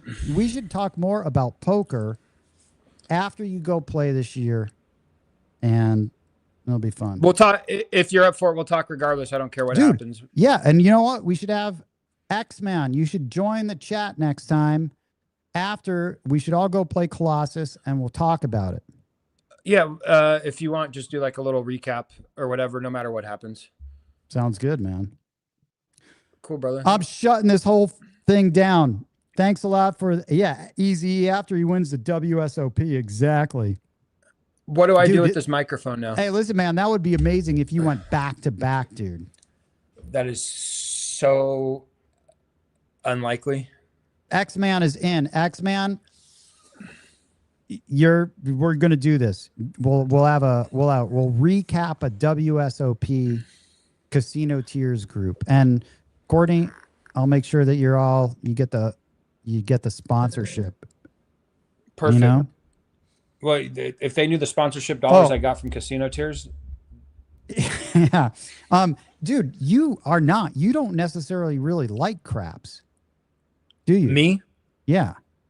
No, I don't dislike it. I don't like it. It's not. I've been at the table with you. I think it's just one of, like we were talking about. It's just the comfort that there's so much going on at the table, and I don't know what any of the shorthand is, what the lingo is. Yeah. All that stuff, and obviously, like the same fear. Like, here's what my fear would be: like going to a table. Am I even going to throw the dice and hit the wall over there? Probably not. You know what I mean? Like that would be like so. Yeah. That's a whole comfort intimidation level. You just have to. Yeah. Yeah, I had fun with you one time. I know we were like, you were shooting and you were, I think you had, what is it, the all talls or something? Oh yeah, the all tall, small. But yeah, I think you had both of them, and you were like one away. Yeah, some of your stories checking out slowly, right, dude? I fucking. The story ends with you being one away. Yeah, it's kind of how a lot of times that ends with, but you can make money being one away. If you're one away, you've made money. Yeah. So, Minso, thanks for joining the chat, for being there, Frank. We'll see. Is he coming into town? He'll be here the 4th, and he'll be there 4th through the 18th. And he's all right, staying so at all of us Harrah's. are playing the Colossus. Where's he saying? Harrah's. Oh my God, dude. Really? Franklin, I'm not coming to visit you. Oh man, dude. How many guys are you got a room in? Huh? Like 5 guys in a room? Frank? And you have to pick him up from the middle of the strip. Dude, fuck that. So, all right, that'll be good. Courtney, I'll see you in a little bit. I see you. Couple Happy days, birthday next again. week. I love you, dude. You're a good dude. I'm glad you're in my life. Oh, dude, thank you. I appreciate it, Courtney. Same thing. An unlikely friendship, man, for how many years? For a long time. You ended up being my best friend for, I mean, shit, dude. I'm trying to think if there's anyone that I've met in LA, because Lisa's dead. So that takes care of one person from LA that would be my longest friend, who you knew Lisa very well. Who else? I don't think anyone else that we would know mutually. There's the guy that you have to move a tree or something when he dies. Oh, that guy. Yeah, but he's not really my friend. That guy. He thought you were a good enough friend that you have to move a tree for him when he dies. Yeah. Dude, Globes. Great stuff, gents. Thanks for sticking around for this convo, man. And Courtney, and by the way, this is one of the most guys. He's got a very strange sense of humor. I always have to almost like pre-warn people. Like, yeah, listen, his humor is just really odd. And then, but it seems like the people that I introduce you to, they have the same sense of humor. Like Sheets. Or yeah. Or I adapt. Yeah, like I'm like, okay, just Frank, but yeah. I come with a parental advisory sticker. Yeah, our group chat would be like banned from every group. We've pretty much, I think we've offended every single group, any kind of group, including the group you belong to, the group I belong to, the group exactly. Oh yeah, mostly our own groups. Yeah, mostly Frank's group. Yeah. All right. So all right, man. Good thing right, I think that's dude. The other thing is you have to have a thick skin to do any sort of gambling, I think. And that's where you end up developing, I mean, so nothing is off limits, right? Yeah. That's same with the guys I grew up with. So it's very similar. Good times, man. I'm going to hand this over to ETG. All right. Thanks for everyone in the later, Courtney. I'll see you later, dude. Later, man. So chat, everyone that's still stuck around, totally appreciate it. That was WSOP champion from last year, Colossus, $500 into over $500,000. Absolutely amazing. I got ETG over here turning off the lights. Apologies for the technical difficulties in the beginning, but that's just how it goes. People that are here, for sure. I know Jag is here. Huggy Bear is here. I know some other people are in town. Who's coming into town? Later, Easy. Oh, next week is going to be a big week for some reason, man, right? With the WSOP. Lip King's going to be in town. I don't know if BRB is going to be in town. Franklin, the Jacket's going to be in town. So yeah, I know I'm going to be playing definitely at a table with those guys for sure. So it'll be cool. I'll be out and about next week after the 4th. And yeah, but we got a show on the 4th. Oh, you know who's on the show? Brian from Hawaiian Crap Shooters. That's going to be a good show. Ciao. That'll be a good show. Talk to you guys later. Have a good one. Oh yeah, dude, Frank, you do. You R.I.P. Lisa. You knew Lisa too. Yeah, that was all. I'm glad you knew her. Courtney knew her. That was good times when we were over at Lisa's place, man. It was a good place to chill. Always super cool, just hanging out in her living room, just chilling. That was good times.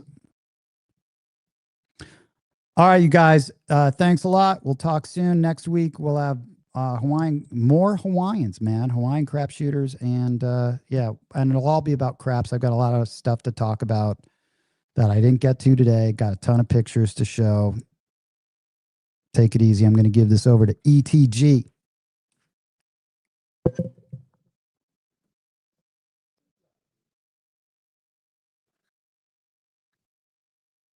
Support the show. Thank you guys for watching. Actually, let's do